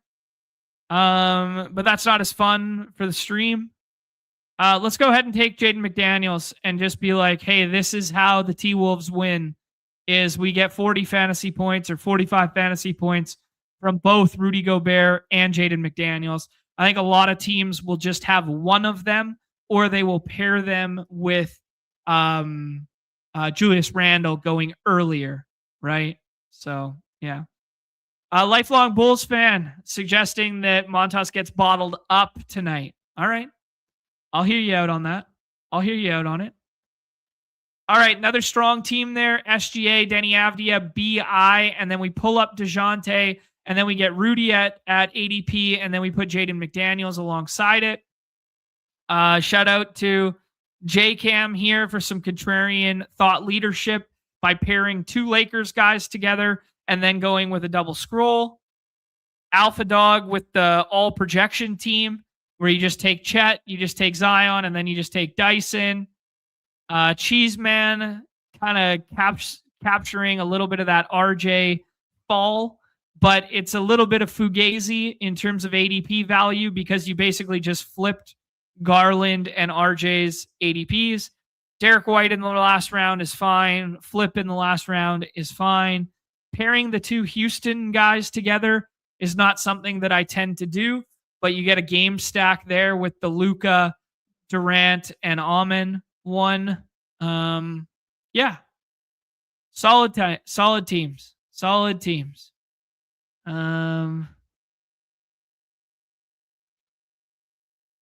J Cam saying that Cody Williams stole J-Dub's hoop skills. Respect it. Yeah. Have to focus on Adam Silver's league when March Madness starts tomorrow. Gotta do it. Gotta do it, my friend. Prize pools. Prize pools are bigger. All right, guys. 2.5 hours of hoops content coming your way. Get in these college basketball ones with Eggers there. We got the daily slate for tomorrow, and then we got the championship run that is basically the same as the dance, but is for college basketball. Get in on the brackets. I shared in the chat there, the bracket stuff there. Shout out to Gumby, our Dog Bowl champion, for joining at the top there. Shout out to Brian, more appropriately. And yeah, we'll be back tomorrow. Tomorrow will be members only. So if you guys are not a member, consider subbing up at the link below. And then you guys saw me use the solver for multiple drafts there. Solver draft assistant here. I'll put the link in the chat. Promo code of badge. The only place you can get a promo code for the solver is to utilize the word badge. And that's for first time users to get 20% off there. So share that one with everybody there. And yeah, best of luck to everybody in the streets here. Actually, you know what? If you stuck around this long, there's one thing that's been brewing in the back of my mind here. There's one thing that's been brewing in the back of my mind, and that's the Bones Highland pick'em for tonight. And scrolling the Bones Highland points. I mean, we could do it because he's got some damage. We could do it with the PRA as well. I've been thinking about scrolling this bad boy the whole show. So, who says no? Man. Who says no to 30 real life points for Bones tonight? It's a bit crazy. But who says no to Bones playing all the garbage time, plus getting, piggybacking that first unit stuff? We get the Bones cooking tonight. Who says no? I mean, obviously it's a moonshot because we're scrolling. But yeah, we do that one. And then we do something with everybody seems to love Giddy tonight. What's the Giddy double-double at? Oh my goodness. Not even playable. Triple-double is 128 for Giddy. I want to super scroll this so badly. And then I just want something that I enjoy on the other side of it. I'm going to check out Unabated's Pick'em tool real quick. I think this is a good way to end the program. I mean, maybe this is like too far a scroll, but like, hey.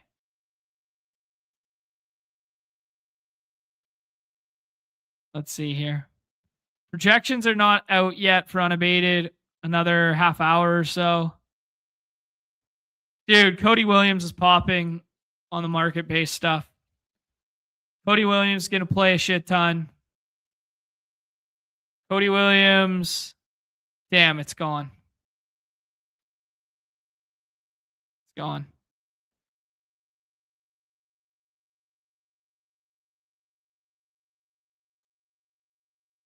Man, both the assist things are gone. All right. Cody Williams on the PRA just to make it move. Add the bonus to it. Oh, you got to make 3 picks for that. Add this rocket ship. Damn, we got to make 3 picks for that?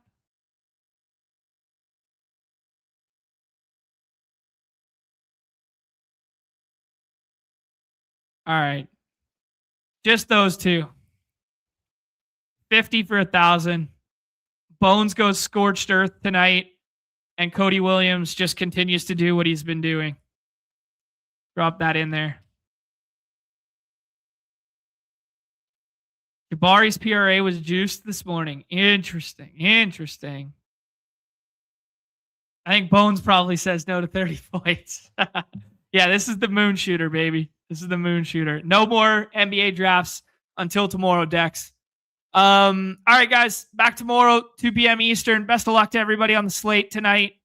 I think that was a really thorough and fun breakdown. Big shout outs to Gumby as well for joining at the top of the program. All right, everybody's favorite time of the show, the end. Peace. Make sure you get those brackets in.